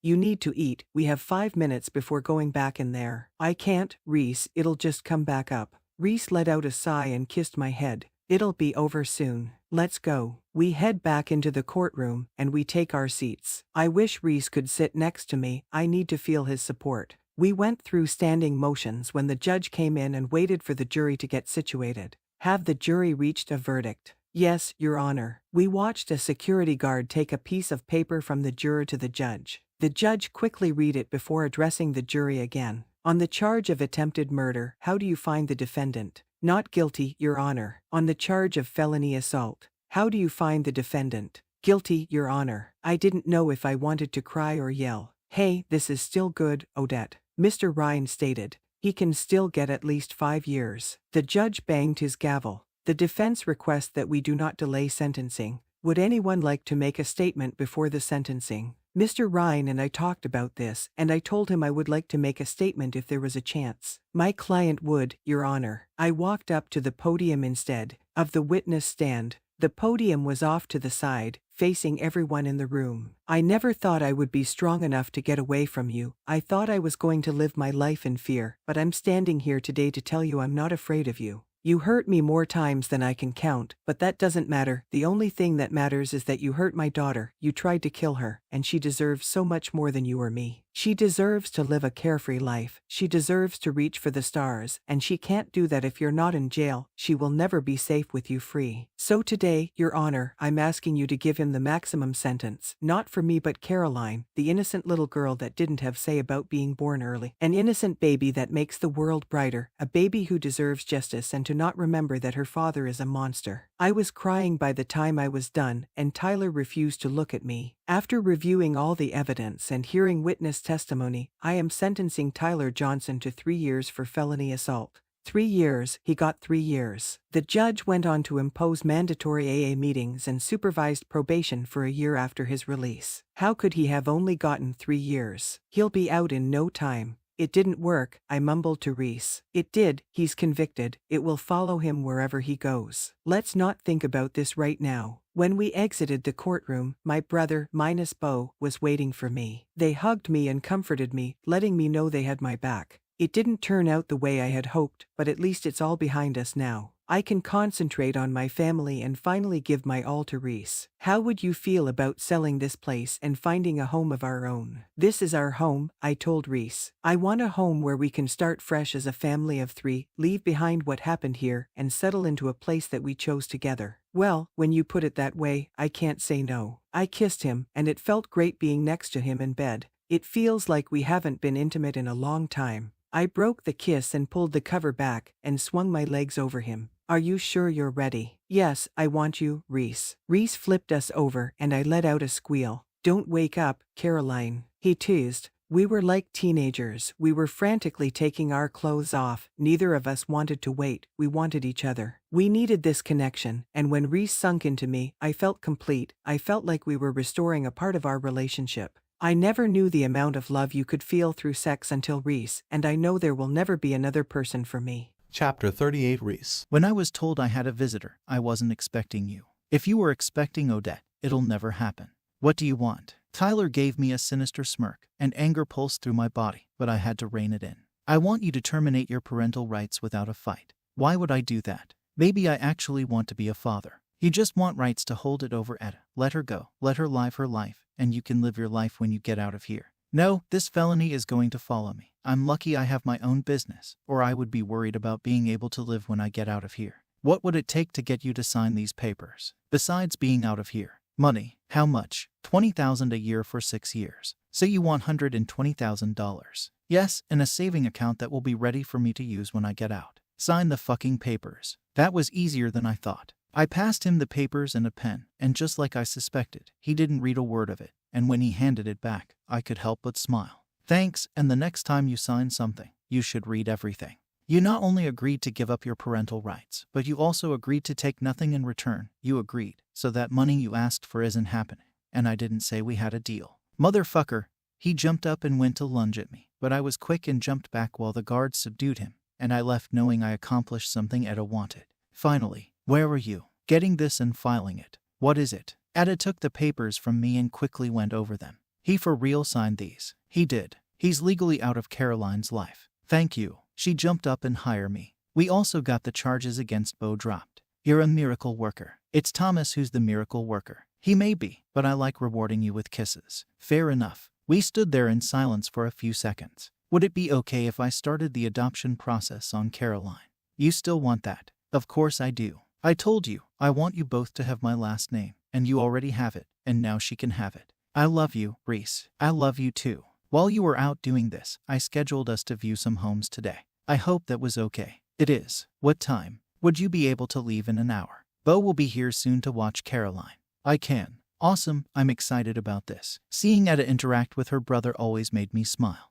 They love her and would do anything for her, and she admires them and looks up to them. They helped raise her, so I know our daughter is always in good hands. Already? She asks. Yes. The first house we looked at was nice, and I could tell that Etta thought it was nice. It has 4 bedrooms and 3 baths. It would be perfect for more children or when family wanted to stay. The second house is the one she fell in love with. It was a bit bigger than we needed at 5 bedrooms, 3.5 baths, a bonus room, and a bar in the basement. It's perfect, Reese. We could easily have 3 more children and not outgrow this house, and if we need to, we can renovate the bonus room. It is a nice house, and I'm sure we could fill up the rooms, but will you be okay with a place this big? If we have more kids, I will be. I smiled at her and pulled her toward me and kissed her lips. I'll give you all the kids you are willing to have, so we can have the house. We can have the house. She squealed and kissed me and said thank you over and over. The house is too big and a bit over market price, but it makes her happy, and having her happy makes me happy. I will do anything to keep her smiling.